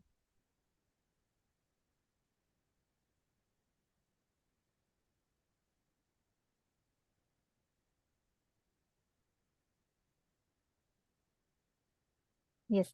Sanjay Oriya, if you've already voted, you don't need to worry. If you voted once, that's enough. For today, like every day, once if you vote, that is enough. Every day we have a unique voting. So each day you have to vote for that day's voting. And if you have not been, let's say you missed yesterday's voting, so each voting is open for next 7 days. So you can go back and you can vote in whichever places you have not yet voted. Please go there and you can cast your vote.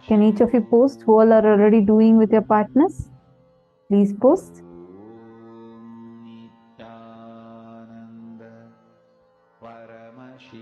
Masone Rao, if you're not able to find a partner within the program, you can find someone who's outside of the program. But please sit and do it now. I request every one of you to do. If you are already doing the power manifestation, please put yes on the chat. See, this is a very important time that we have, which is right after the darshan. So it's very powerful. Swamiji has just initiated all of us. I request all of you to please sit and do the power manifestation.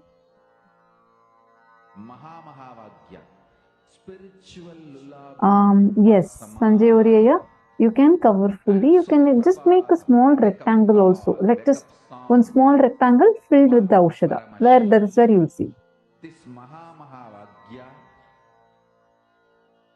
Completed. Adam Maya, that's wonderful. So, what did you, were you able to manifest?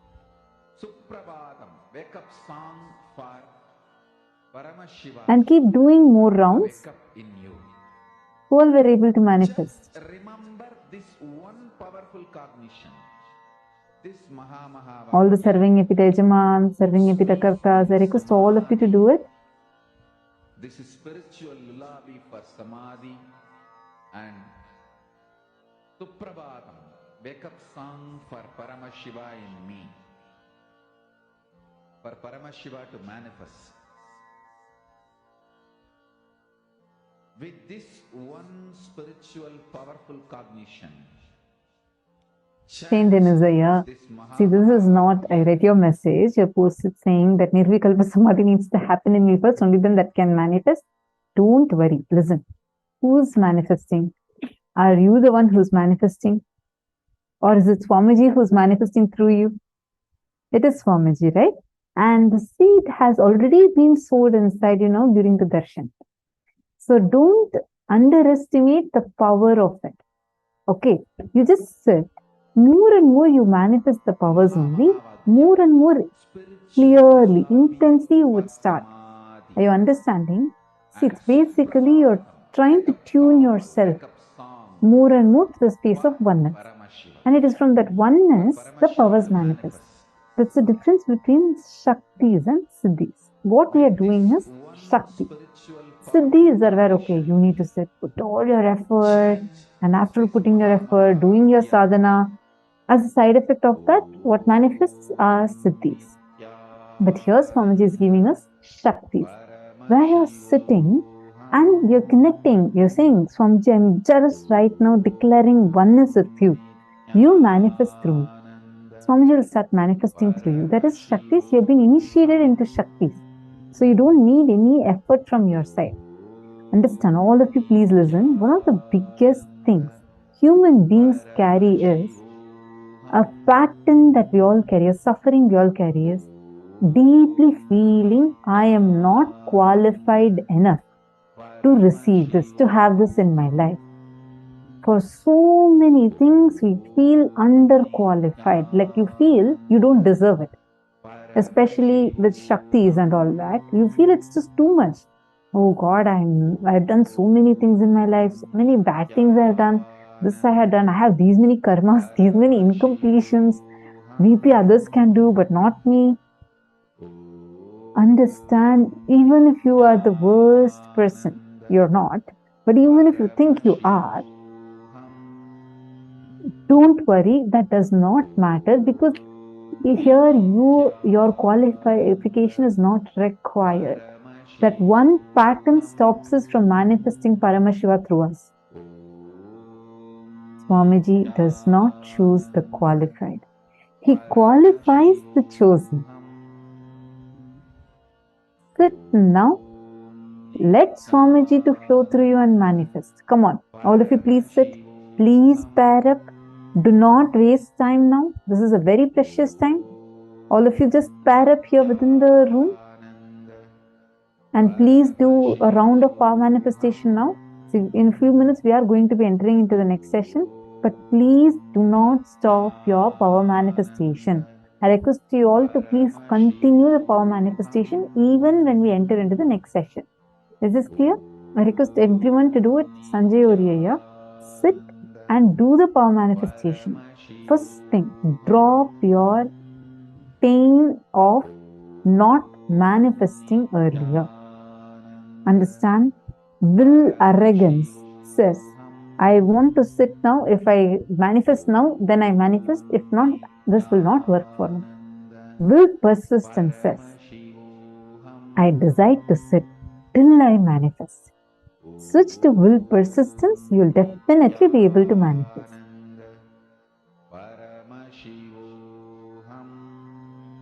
Okay, sit now. I request all of you to sit and do the power manifestation. See, there's a very nice story. Once Narada, Devarishi Narada, he is traveling to Vaikuntha Loka to meet Mahavishnu. And on the way, as he is passing by, he notices Sadhu sitting and meditating on Narayana, Parandama, Mahavishnu under a tree. So as he passes, this Sadhu immediately sees Narada is going, and he goes and prays to him. Narada, are you going to be meeting Mahavishnu? And he says, yes, I'm going to be meeting Mahavishnu. And so the Sadhu says, can you do a small favor for me? Look, I have been meditating. Last 10 years I have been meditating, and I really want to have his darshan. Please can you ask Bhagavan when I can have the darshan of Mahavishnu, when I can have his darshan? Narada smiles and says, okay, I'll go ask and I'll come and tell you. He says so, and he starts continuing to walk. And then in some more distance, there's one more guy. There's another tree, and under that, this guy is also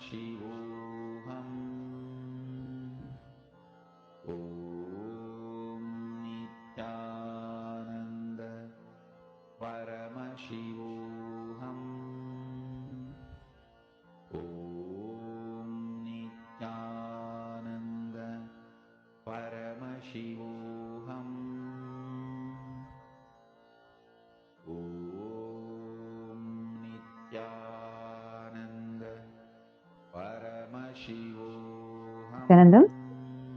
I'm so sorry. I hope now all of you are able to hear me clearly. I think I got cut off in between. Sorry. So I was saying that so this Narada is walking and he sees the second person. I think that's where I got cut off, right? So he sees another big tree and one more person who's right under the tree. And this guy is just singing and like dancing. And the moment he sees Narada, he runs and falls at Narada's feet. And then he says, oh Lord, are you going to meet Mahavishnu? Narada smiles and says, yes.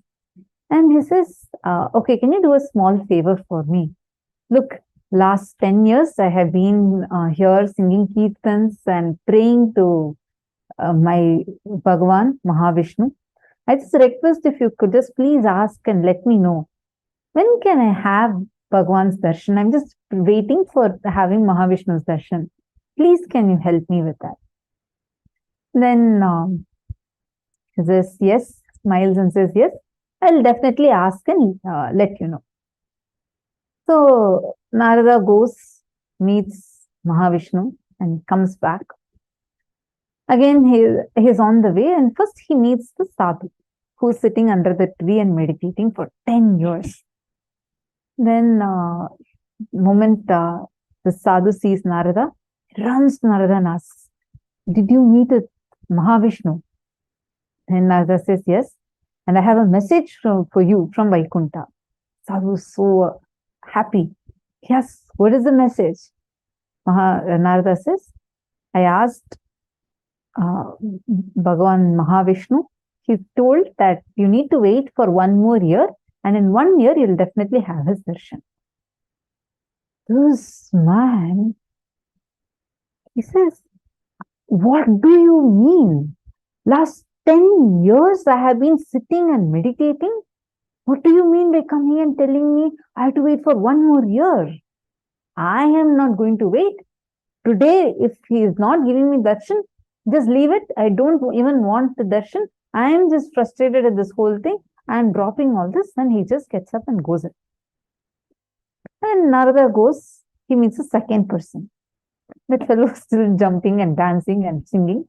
The moment he sees Narada, he is also delighted. He runs and comes. Then Narada, he says, he asks, did Bhagavan tell anything? And then Narada says, yes. He told that you need to wait for as many births as there are the number of leaves that are there in this tree. It's a huge tree with so many leaves. And Narada says, so Bhagavan told that you should be waiting till all these trees, you take the number of birds, as many leaves are on this tree. Narada was expecting this fellow is also going to get frustrated and go. But on the contrary, this fellow started jumping even more and dancing. He dances. Narada is puzzled. That first person at least had to wait only for 1 year. Here, Bhagavan has told him to wait for so many births, not even years. Yes, what happened? Why are you jumping and dancing? He says beautifully, I am so happy that at least Bhagavan told that he is going to give me darshan, at least in one of the births. So I am so happy that I have a confirmation of going to receive his darshan. That moment he told that and starts dancing, all the leaves in the tree falls, and immediately Bhagavan Mahavishnu appears and gives him the darshan. Understand? This is life. The moment you feel that you will wait forever for the divine to manifest, and just drop your frustration, drop all the incompletions that you are holding on to, the will arrogance you're holding on to, you will see all the so-called obstacles that are there in front of you would just melt. Immediately you'll see the breakthrough happening to you. Instead, if you hold on to will arrogance and you say, now I need to get it. If I don't get now, this does not work. We will be like the first sadhu. So the choice is yours. You make the decision. How do you want to be? Do you want to manifest the divine now through you? Then decide immediately that let me manifest him. Let me sit. As long as it takes, I am ready for it. I will not move till he manifests. You will see that decision will immediately make him manifest through you. How many of you want to switch to will persistence?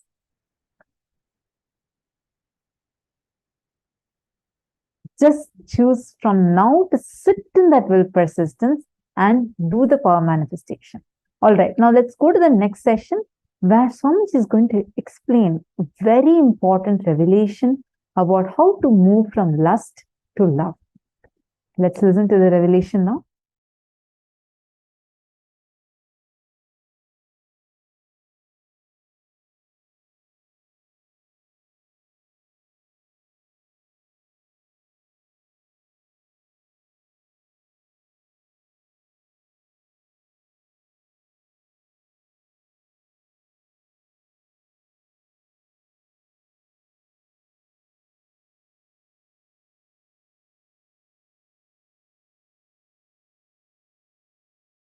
Shallow breath is lust, deep breath is love. That's it.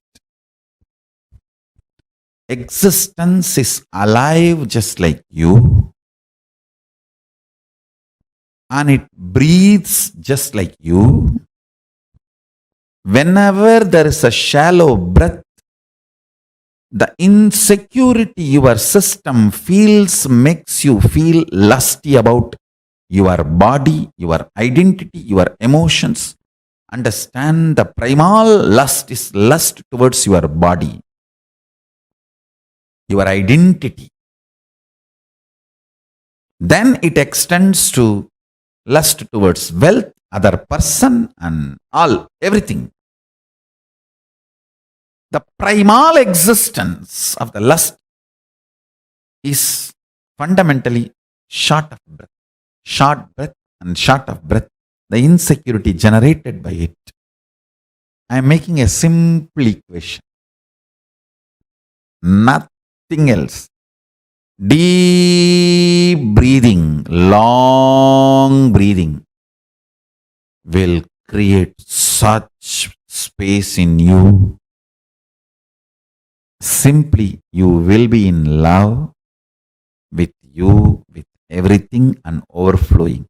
Lust is nothing but short breath, short of breath, and all the incompletions, insecurity generated along with short breath. Understand? I am not going to ask you to have a deep breath. The moment I reveal this secret and understanding, you will start having deep breath. That is Jnanapada. The solution should be as simple as breathing. Listen carefully. Just today, one of my disciples was asking me, Swamiji, one very important question. You are a macrocosm, and you have come down into this body as microcosm. How do you feel? I said, precisely, I feel I am a macrocosm because I have not come down. I have reflected myself into this body and woken up, started operating this system, not shrunk into this system. This system is not exclusive of me, it is inclusive of me before the system was created, during the system was functioning, after the system stops functioning. Throughout, this was inclusive of me. That's all. That's all is the difference between lust to love. If you feel the system alone is you, you exclude everything else. The exclusivity, you feel only the system is you, the body is you, or your identity is you. That's lust.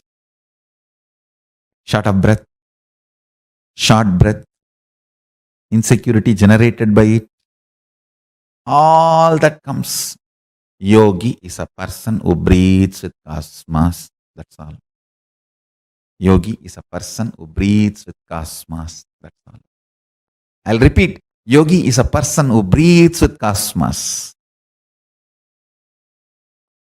Just breathe with cosmos. You will be overflowing with love. It's not something you need to do. Even if you remember, and the moment you understand, oh God, automatically it starts happening. Jnanapada, knowledge is solution. Fundamentally, with your shrunk, suffocated identity, short of breath and short breath, The kind of the insecurity it generates, the reaction of possessing is manifested by you. Understand? The insecurity invokes the powerless response of possessing. The possessiveness is powerless cognition. Comes as a response reaction to insecurity. All insecurity is perceived by you first, only as a short of breath. You can test any information or the moment you experience insecurity. It's a breath which gets first attacked. Understand? Deep breathing. Decide to breathe with the ocean, hills, life, river, tree, everything around you. Decide to breathe with Chandra and Surya. Decide to breathe with the whole existence. You'll be in love forever. I don't want to get into the nitty-gritties of do's and don'ts related to lust and love. Oh, if you marry this many times, lust can be transformed into love. If you don't marry at all, your lust can be transformed into love. I am not getting into any of that. I am not getting into the lifestyle related details of lust to love. I am straight getting into the Jnana Pada of lust to love. Understand? Jnana Pada means just by knowledge you are liberated. No rules are given, no practices are given, no techniques are given, no methodology is given. Straight by listening to the truths you are liberated. That's it. At the most, very rarely you may be asked to contemplate. That's all. During the Shravana, you are little disturbed, then manana is requested. Means the contemplation. That's all, nothing more. The whole satsang is 2 lines. Short breath is lust. Deep breath, long breathing is love. That's all. When you breathe with cosmos, you are love and you radiate love. Whatever toxification you have accumulated, whatever patterns you have gathered, whatever difficulties, incompletions you may have, understand? Your patterns are not the real problem. You operating them again and again is the real problem. With a deep breathing with cosmos, with a long breath, operation of the patterns will be destroyed. Operation of the patterns will be destroyed. Understand this truth.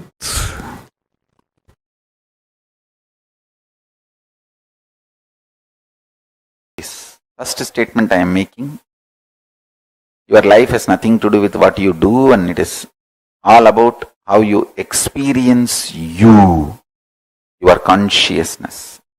Second statement I am making, life has nothing to do, life is everything about what you are contributing to others, not about what you feel about yourself.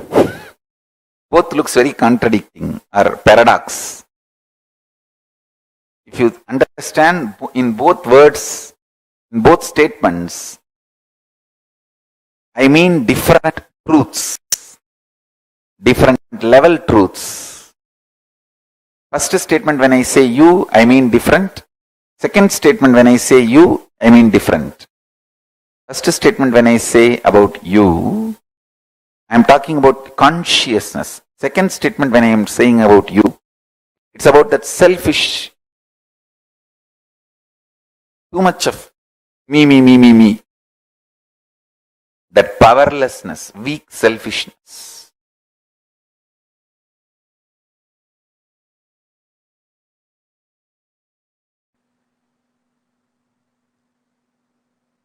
In the level of consciousness, anything you declare, consciously decide, willpower is enough tapas.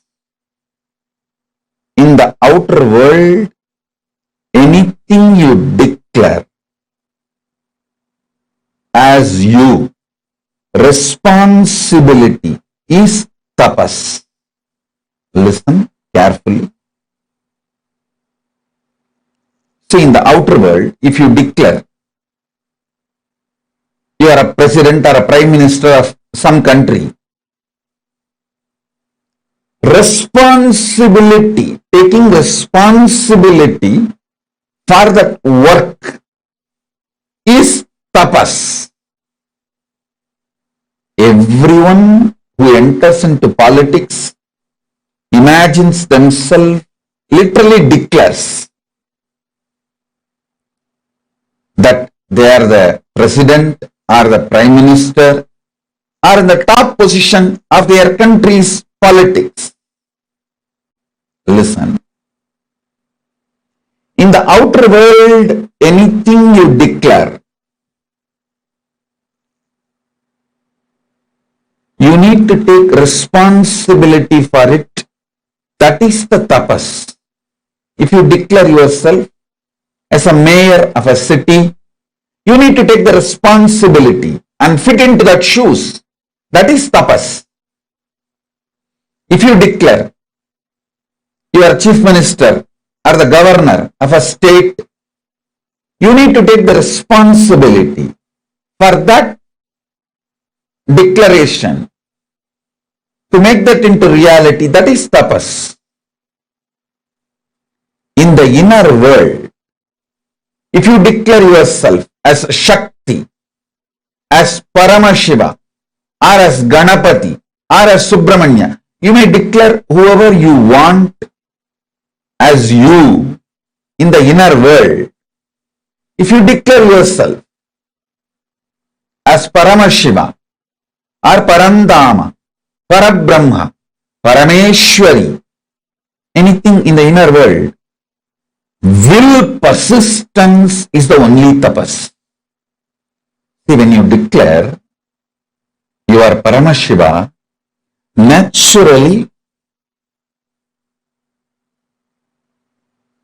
all your inside patterns, self-hatred, self-doubt, self-denial will flare up and show so much of obstacles, problems, difficulties externally and internally. But you standing with will persistence, I will see everything as Paramashiva.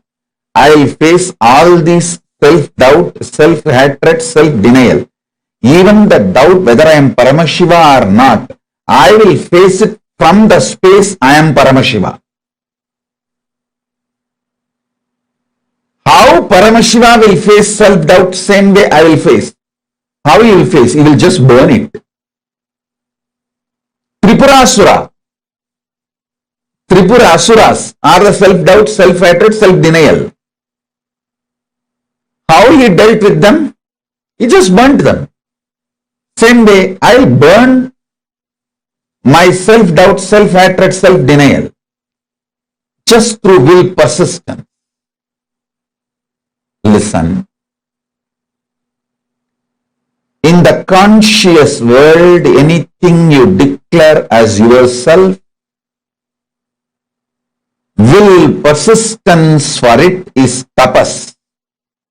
In the external world, anything you declare about yourself, taking responsibility for it is tapas. Now listen.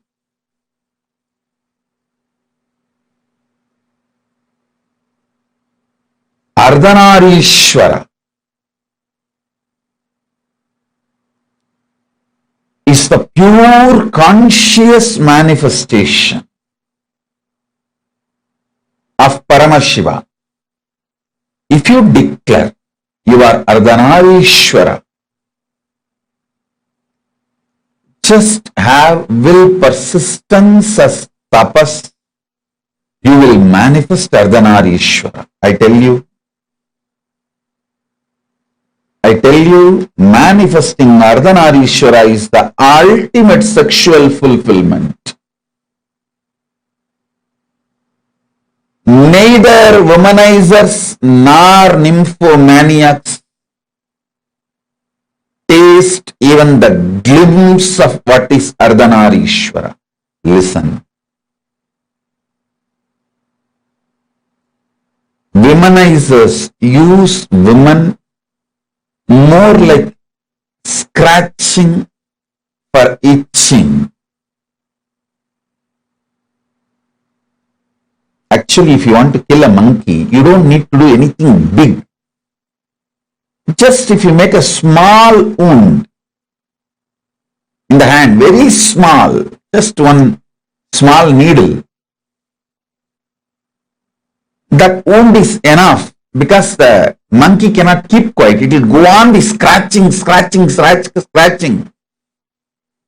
After 2 days, even if the wound heals by itself, monkey will scratch again and make it as a big until it becomes septic and finally dies. The monkey will not allow it to get healed. A small wound is enough for the monkey to kill itself because of that itching and scratching is a natural animalistic pattern. Listen, the sex of the womanizers is exactly the animals itching and scratching. You will not find any love, any romance, any consciousness involved in it.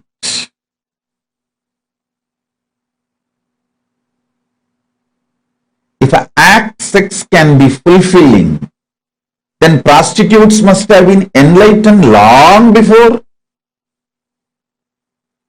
Listen, sex does not originate from the physical world or action. It originates from conscious world, being. I tell you, yesterday itself I was telling, even an ordinary act like a smelling or eating starts manifesting from the foundation called love for the existence. I tell you, people who carry love in their consciousness will never become obese. Don't try to come and tell me, oh, I have seen many obese people who are very loving.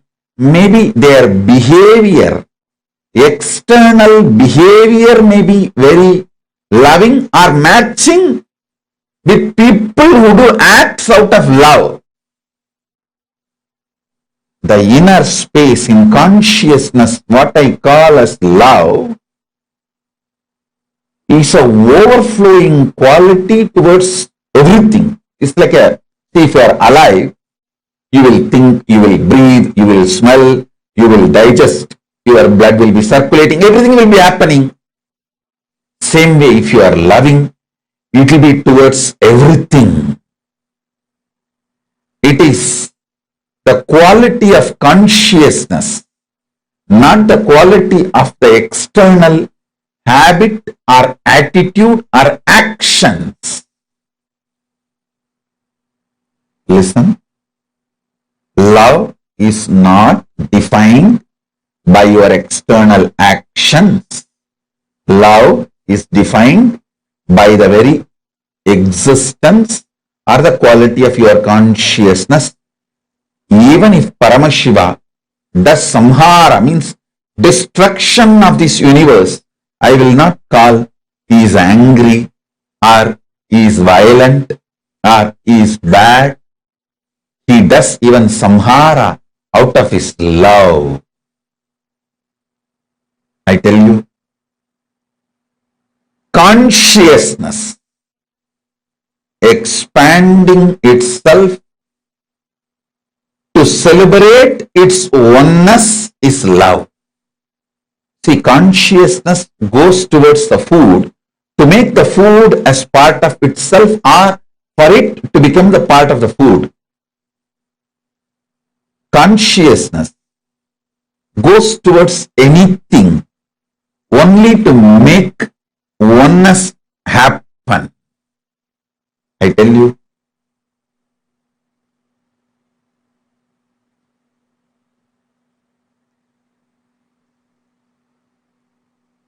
nothing is inauspicious if you understand love. Everything is inauspicious if you don't understand love.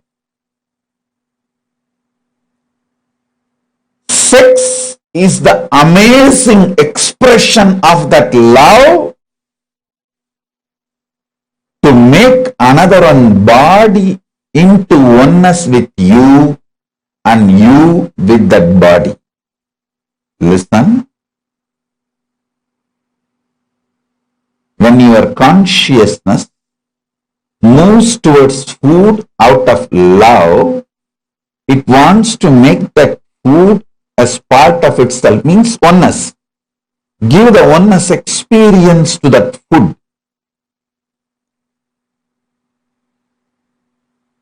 If the same consciousness without love moves towards the food, it wants to grab that food and destroy it and manipulate it and exploit it.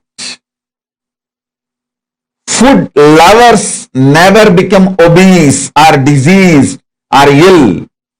Food manipulators become ill, diseased. How many of you understand what I am talking? Food lovers never become obese. Food lovers never get disease.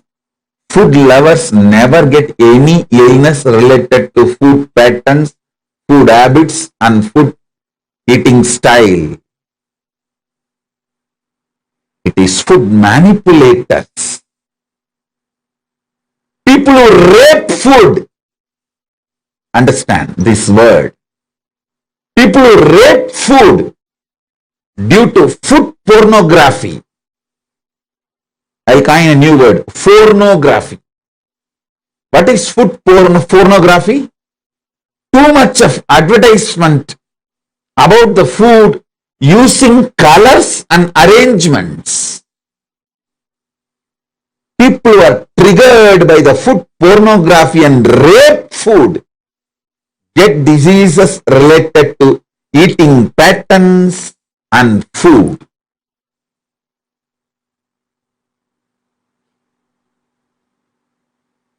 All of you, again and again listen to this powerful cognition and carry in you, listen. Once you align your food pattern, your sex pattern will be easily aligned and your life will be just celebration.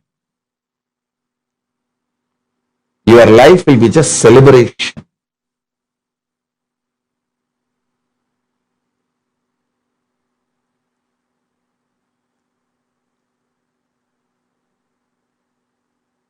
So listen carefully,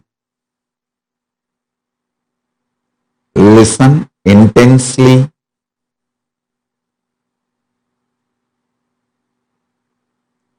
digest this truth. You loving food is not wrong. You manipulating food and raping the food is wrong. Understand?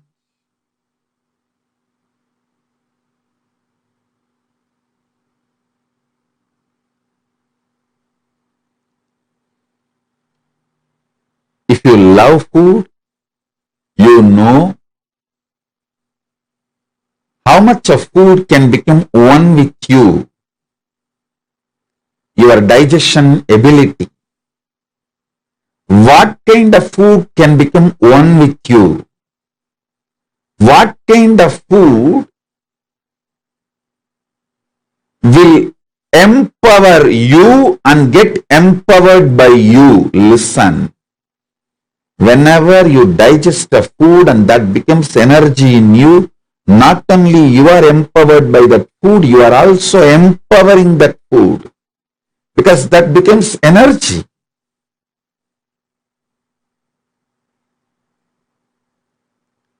Whenever there is a problem due to food inside you,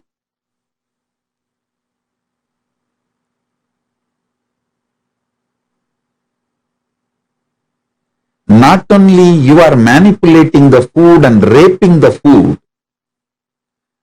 also gets incomplete with you, because it has not fulfilled the purpose for which it happened. Right eating with the right consciousness fulfills you and the food. Now, whatever I am talking about food, use the same principle and map it to music,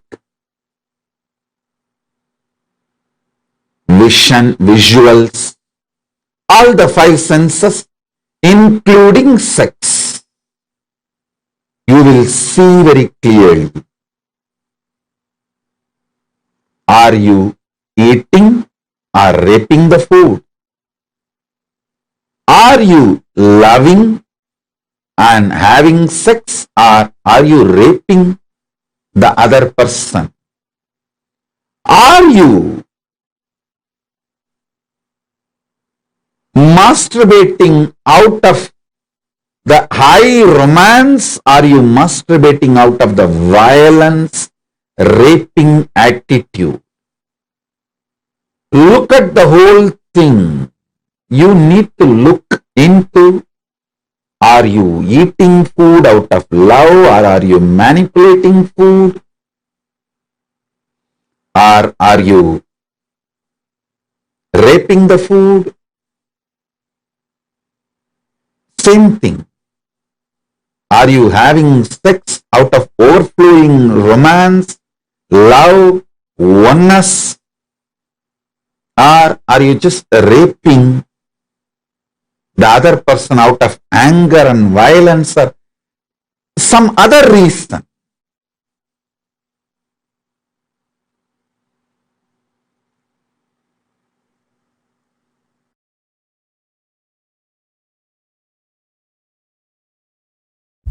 Understand?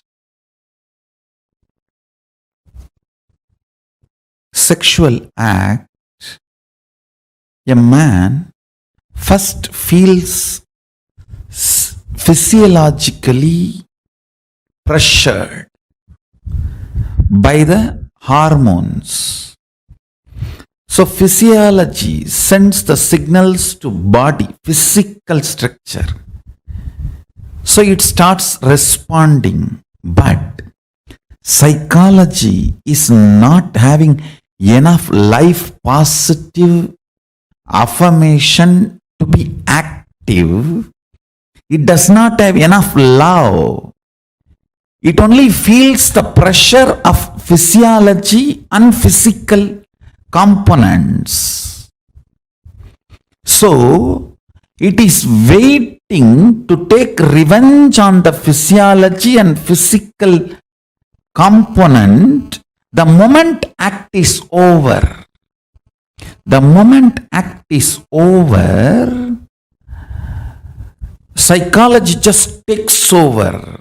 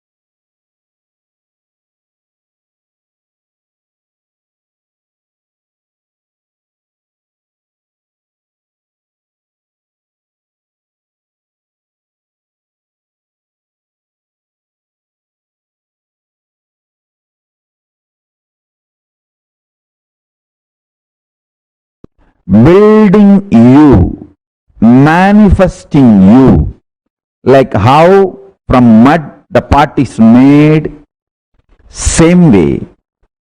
I'll teach you the science of using consciousness and manifest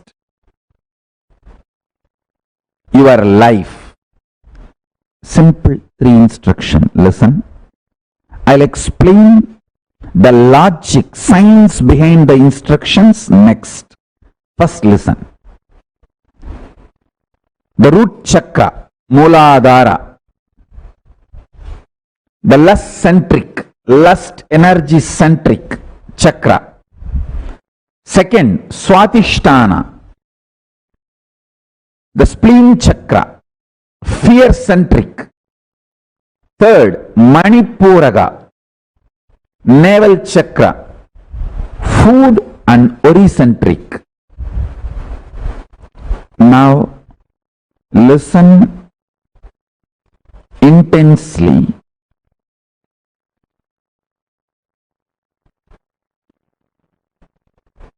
In the lust center, there is no difference between your visualization and actual action. The actual actions impact and your visualizations impact on your life. If you see, the actual actions of your lust may have only the legal implications externally. Other than that, other than the legal implication, whether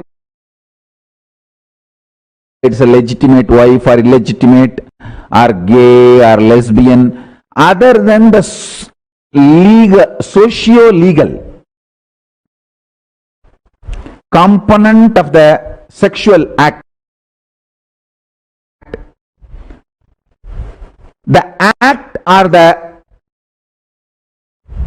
mental action, please understand, words, very raw, your fantasy, your pornography, your masturbation, all this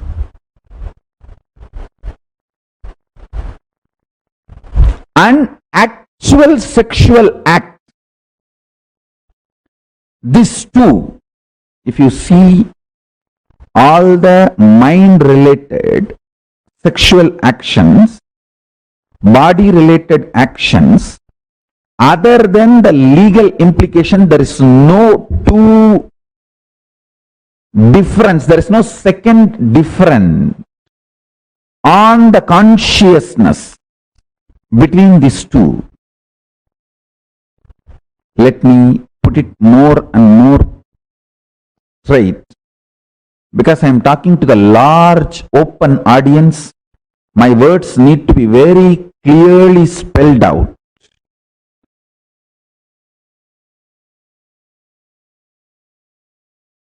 That is a step by step. I am spelling it out and using long sentences. Listen.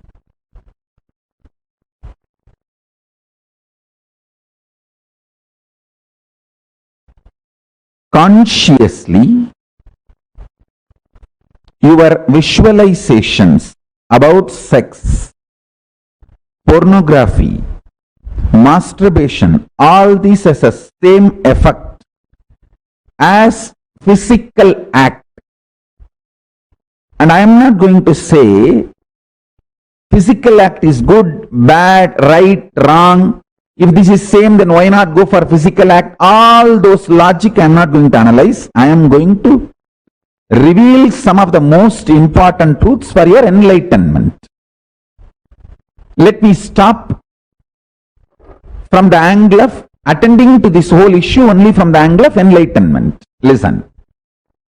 Listen sincerely. Let me give you some of the conclusions.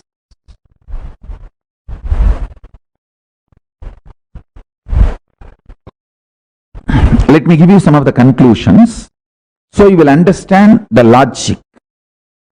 First,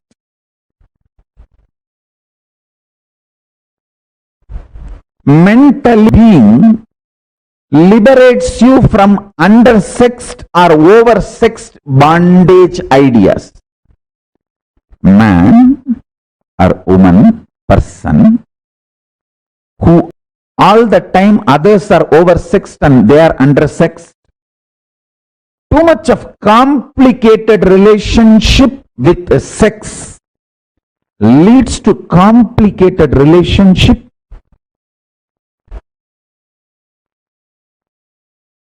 You need to know the conclusion I wanted to give, and powerful cognitions you need to carry, both. The conclusion I wanted to give, listen carefully. Your conscious expression, manifestation of lust, sex, sexual acts, fantasies, pornographic manifestations, your wild perversions, everything. If you sit and chew them consciously, not mentally, there is a difference between mentally and consciously. If you chew sexual fantasies mentally,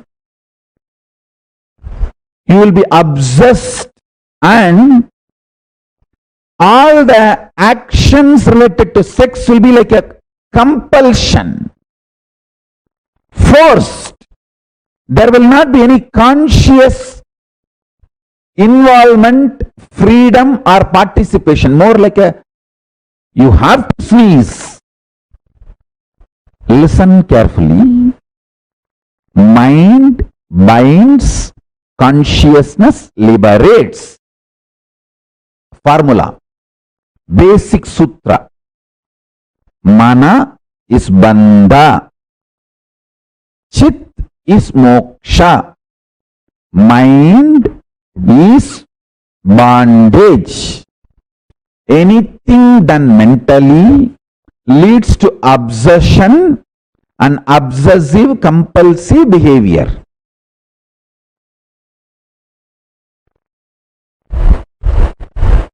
Consciously, when you engage with your fantasies, desires, sex related right, wrong, good, bad, socially accepted, legitimate or perversion, anything. If you can consciously use your visualization and get involved, you will be liberated. All the incompletions, frustrations related to sex. All human beings feel, whether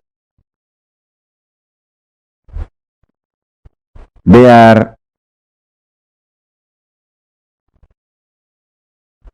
having legitimate marriage relationship or outside marriage relationships, whatever may be, irrespective of age, gender, orientations, choices, everybody feels either undersexed or oversexed, either deprived or exploited. It's like a cycle.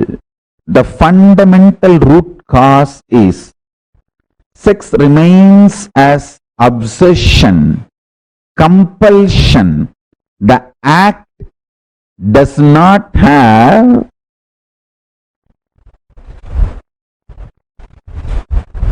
liberating consequence, fulfilling consequence. It may be tiring, releasing, letting you rest, but not fulfilling. Please understand. I'm getting into the deepest important formula for power manifestation.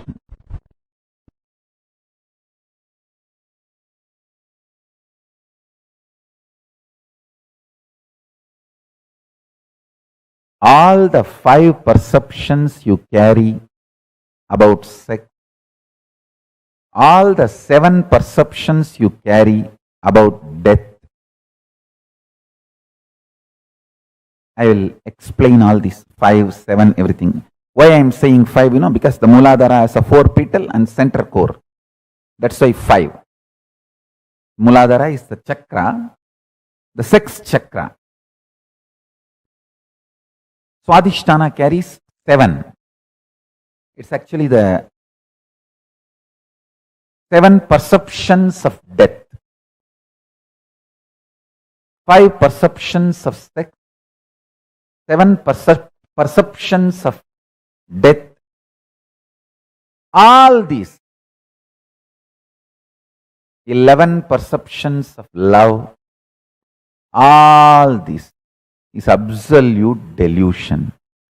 Please understand. It is not, I am not even saying it is false or lie. If I say it is false, you will try to argue with me. Oh, you don't know, Swamiji. I am really undersexed. It is a truth.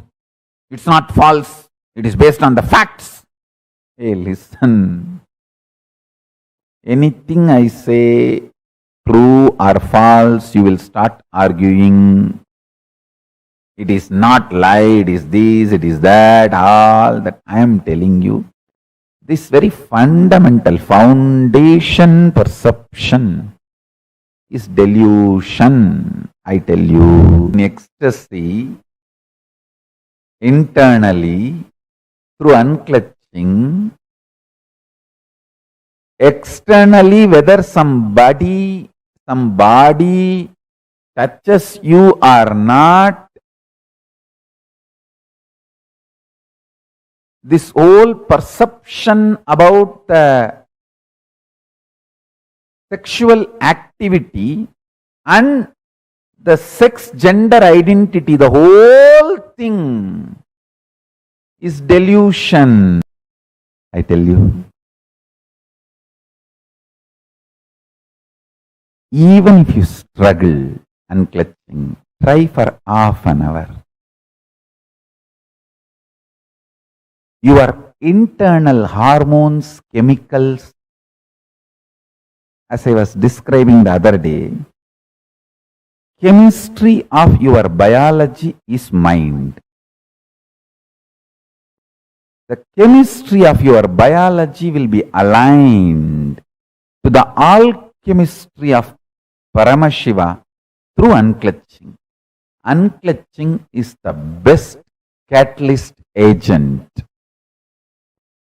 to make the chemistry of your biology align to the alchemistry of Paramashiva.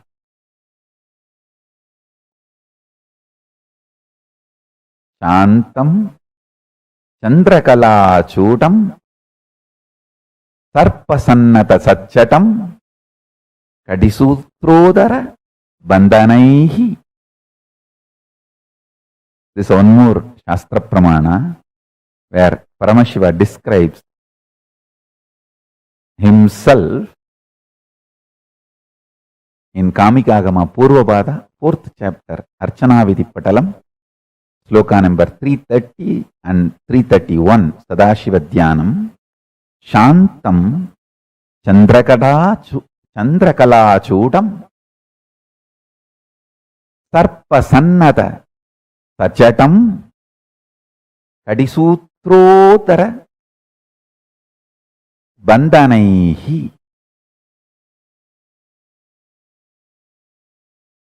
I'll read out the translation. Tat Jatam means Paramashiva as Jatas.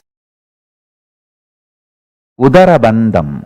Udarabandhanam means the ornament tied on the abdomen stomach, means the abdomen of Paramashiva is tied, not having belly.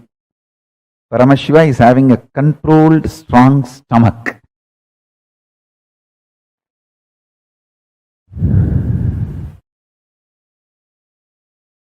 Listen.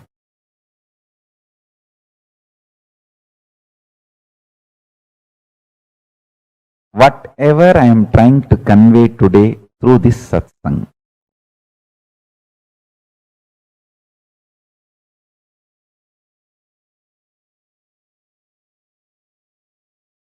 whole unconscious humanity is playing prank on you.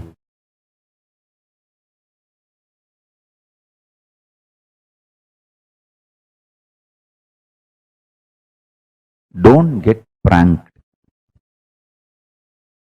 Wake up to the reality by just half an hour unclutching.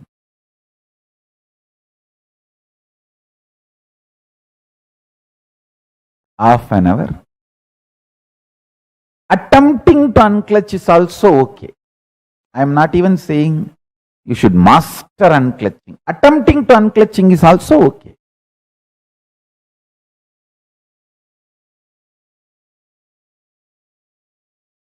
The social concepts and definitions of gender, gender-related issues, if you take it as a joke, great. But if you seriously record them in your muscle memory and biomemory and keep them inside your cognition, it can be dangerous. Please listen. It can be dangerous. When a male body made to believe certain concepts of masculine, certain concepts of being a male by the society, the kind of a tension that muscle memory, biomemory goes through, the kind of a suppression it goes through, the kind of expectation it has about the other gender, the kind of incompletion it suffers and craves for the suppressed part,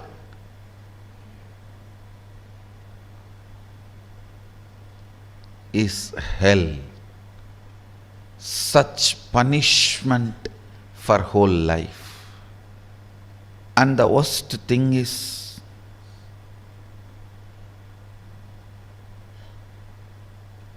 whatever you suppressed in you, declaring yourself as the male and avoiding anything other than so-called male, you will be searching for it in some other muscles which you will never find. Which you will never find. And this seeking goes on, tortures the person who is living with you, who has committed their life to you. It is like you torture the other person. The other person, she has her own suppressions. She is also product of the society. Unenlightened resources. She has suppressed tons of things in the name of she being a female. So all that she is searching in your muscles.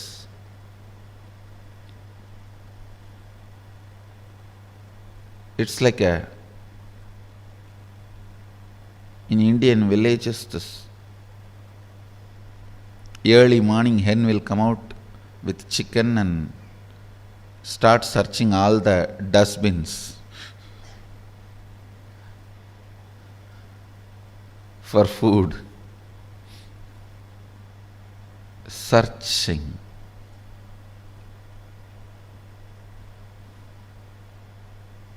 Searching in others for the suppressed component in your muscle. Searching in others for the suppressed component in your muscle.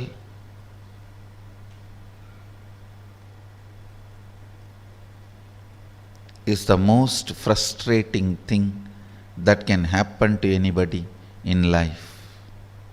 Even if you are a potato couch, because you did trial and error on yourself,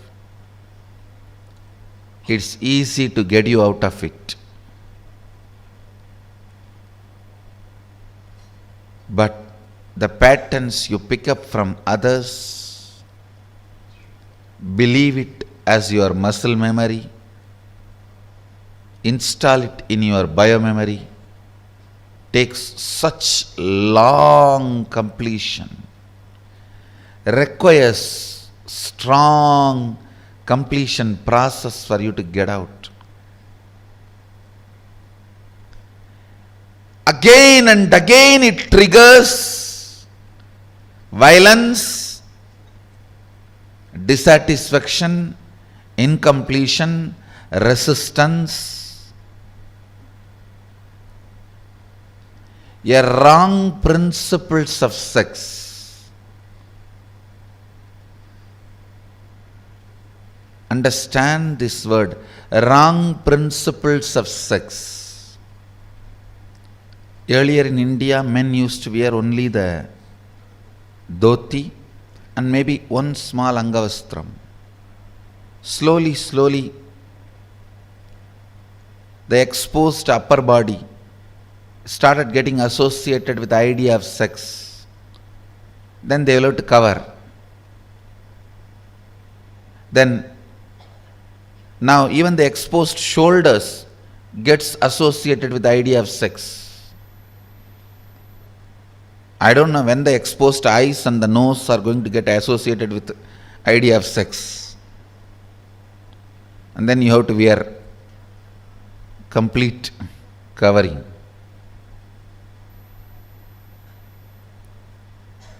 Understand various parts of body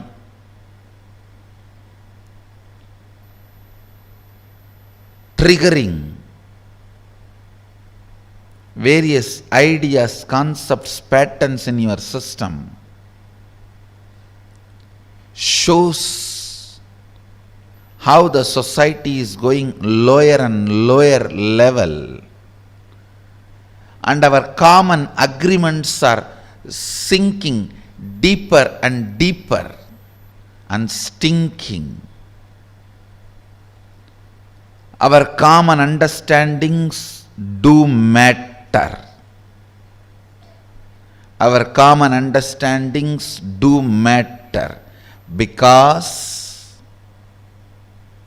knowingly or unknowingly, even if you understand the higher principles, in your day-to-day life you are forced to live the common understandings.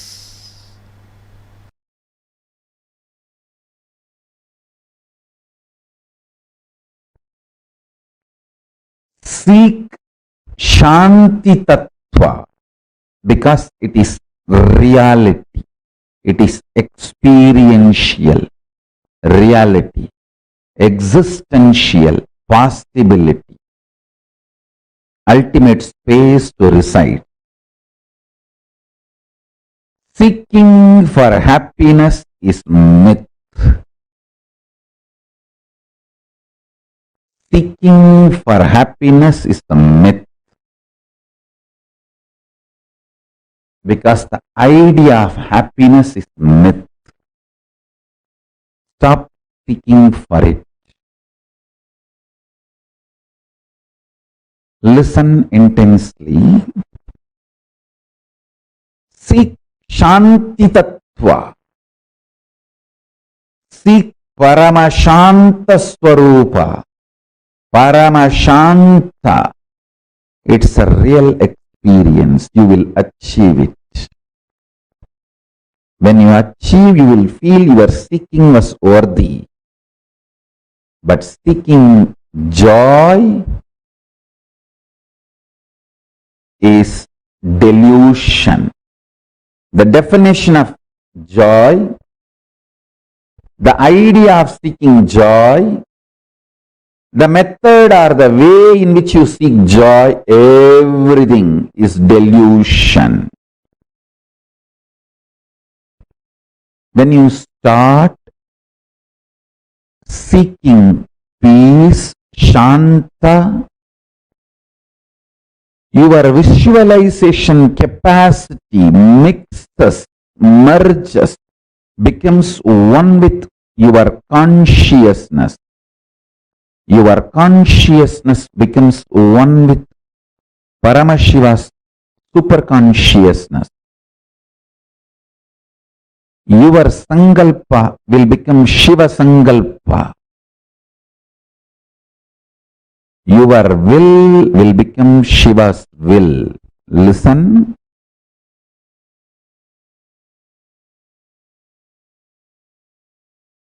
Seeking peace, Shanta. I don't want to use the word peace because there is no other word I'm using peace. Peace is too small word. Peace is impotent word to translate Shanta. Shanta is one of the non-translatable Sanskrit principle. Listen. The principle of Shanta, Shanta Tattva, is non-translatable. So understand the definition I am giving. Alive, vibrant, core, which does not get shaken by big bangs and black holes, but remains as active component and independent intelligent of the existence is Shanti Tattva. Peace is too small word because no other English word exists. I am using the word peace for Shanti. Otherwise, I am not okay with you chanting Om peace, Om peace, Om peace after every Upanishad verse instead of Om Shanti, Shanti, Shanti.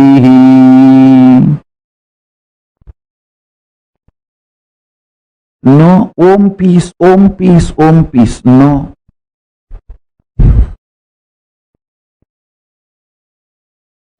You should know it is non-translatable. But because there is no other way, I am using the word peace. Listen. Listen carefully. Capacity to get excited, your capacity to get emotional, your capacity to become active, your capacity to become energetic, your capacity to be alive, all this will merge into your consciousness and Paramashiva's space.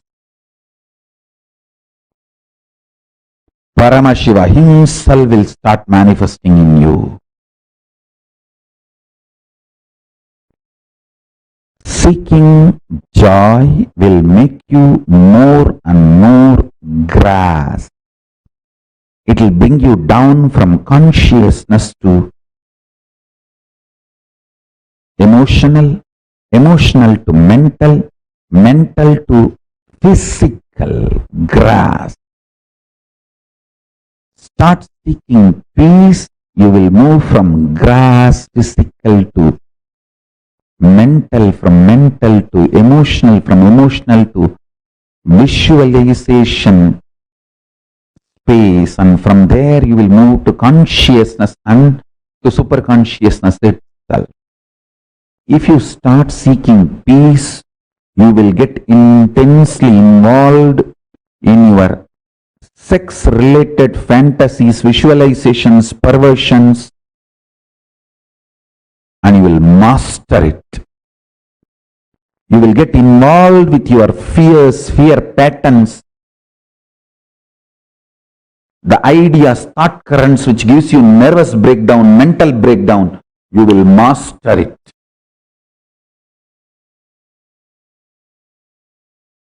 You will get involved with your unconscious food patterns. Understand? Sex, security, food, all the three should not be obsessive compulsion.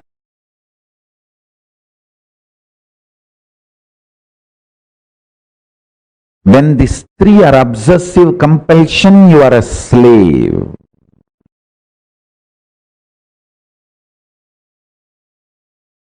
For the sake of joy, will create more and more bondage. Eating for the sake of joy will create more and more bondage. Listen. If you start eating to find Shanta inside you, you will find the right food. I tell you.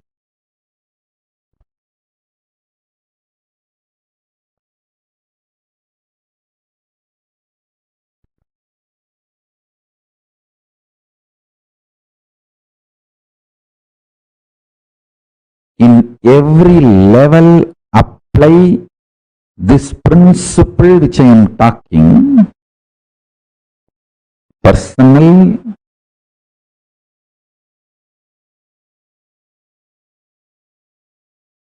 physical, mental, emotional, and interpersonal relationship are social issues. With everything, apply this principle. Listen carefully.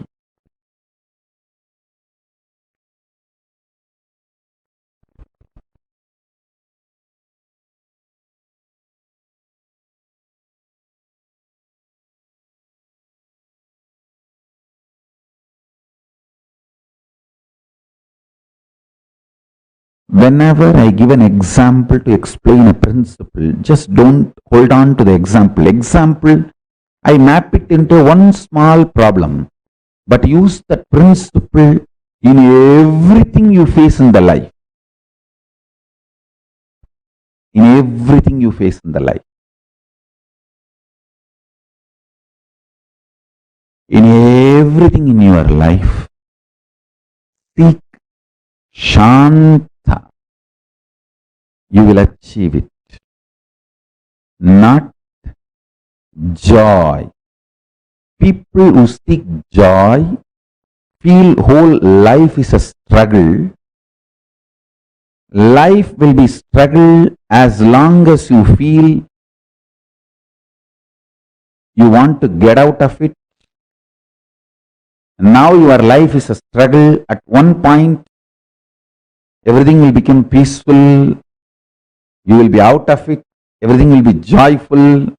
Listen carefully. People who seek joy feel always life is filled with conflicts. People who seek peace realize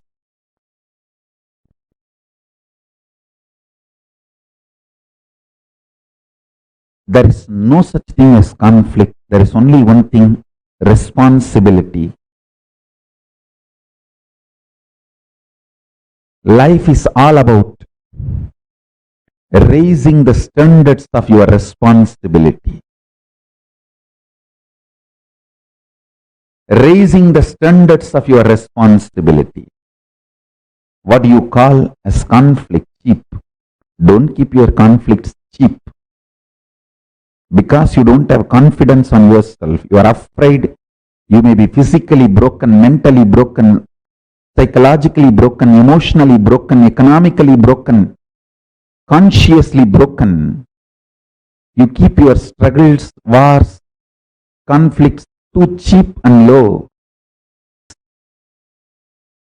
What I mean by visually getting involved, consciously getting involved with your sexual fantasies, perversions, without the physical act, consciously getting involved with your insecurity, fear patterns, without physically trying to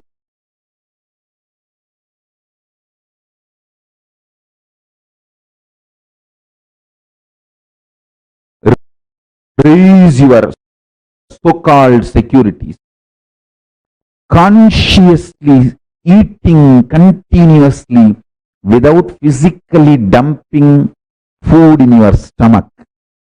What I mean by this three conscious involvement and what I mean by tasting Paramashanta Swarupa, what I mean by the word, when your struggles are cheap, you are cheap. When your struggles are high, you are high.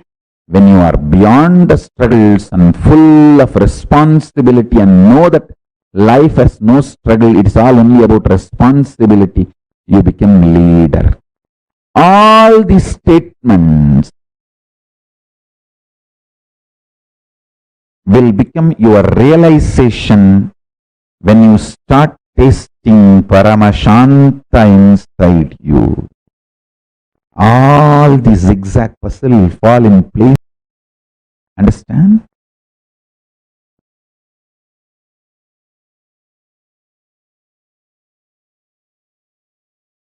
I am not here to teach you.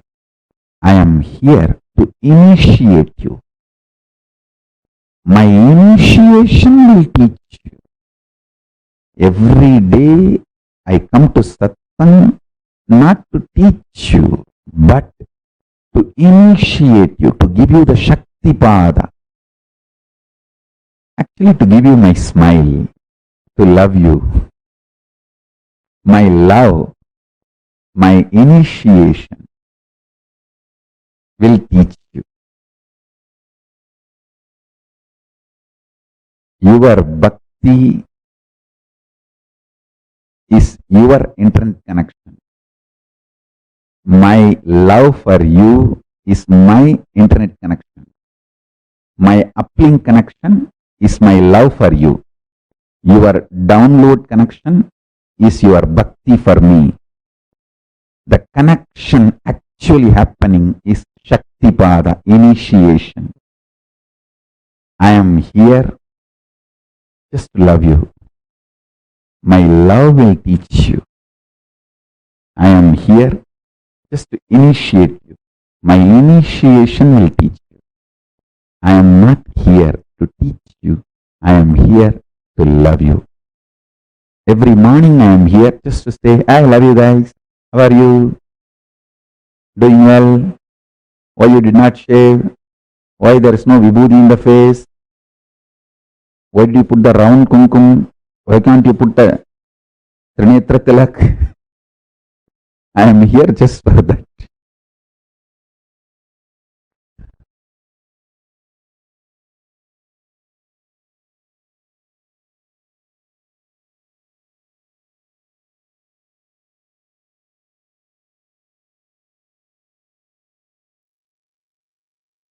Nithyananda. Now, all of us have experienced today some of the most important, most beautiful revelations from Swamiji. From understanding what is Tantra, understanding our gender, the right diagnosis of gender, completing with all the powerlessness that has been embedded into us by the society, Swamiji has taken us through one of the most important journeys where we are discovering our own gender. And this brings us all to the conclusion of our day today. We are all ending the day 20 of this Paramashivoham, and tomorrow is the last day of the program. Tomorrow, the whole day ultimately is about learning to radiate Paramashiva. And we have a very exciting, and you are going to dress up tomorrow exactly like Swamiji and come for the program, because tomorrow our experience is about manifesting Om Nithyananda Paramashivoham through all of us. Literally manifesting that Mahavakya itself through us. Choose a picture and make sure you're getting ready as exactly like how Swamiji would be. Choose any picture of Swamiji. Try to match the same color, try to wear similar jewels and everything.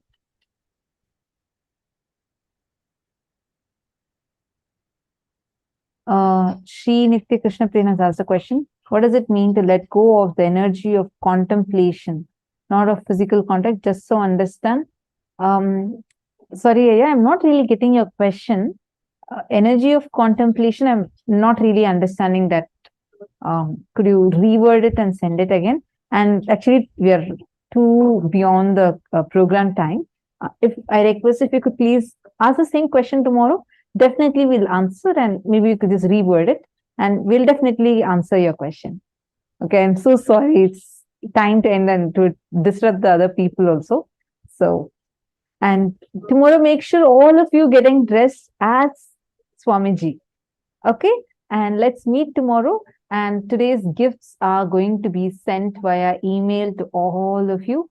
Please make sure you are getting today's gifts. And if any of you are not getting your gifts, please put your email IDs in the chat. We would make sure it's being sent to you. Today, we have a lot of meeting all of us. Such an amazing experience today. And let's conclude the day with the Purna Mantra. Om Purnamadav Purnamidam Purnat Purnamudachyate Purnasya Purnamadaya Purnamevavaseshyate. Om Shanti Shanti Shanti Hari Om Tat Sat Sarvam Bhagavat Shri Nithyananda Paramashiva Paduka Arpanamastu. Om Nithyanandam. Thank you all. Nithyanandam. Nithyanandam.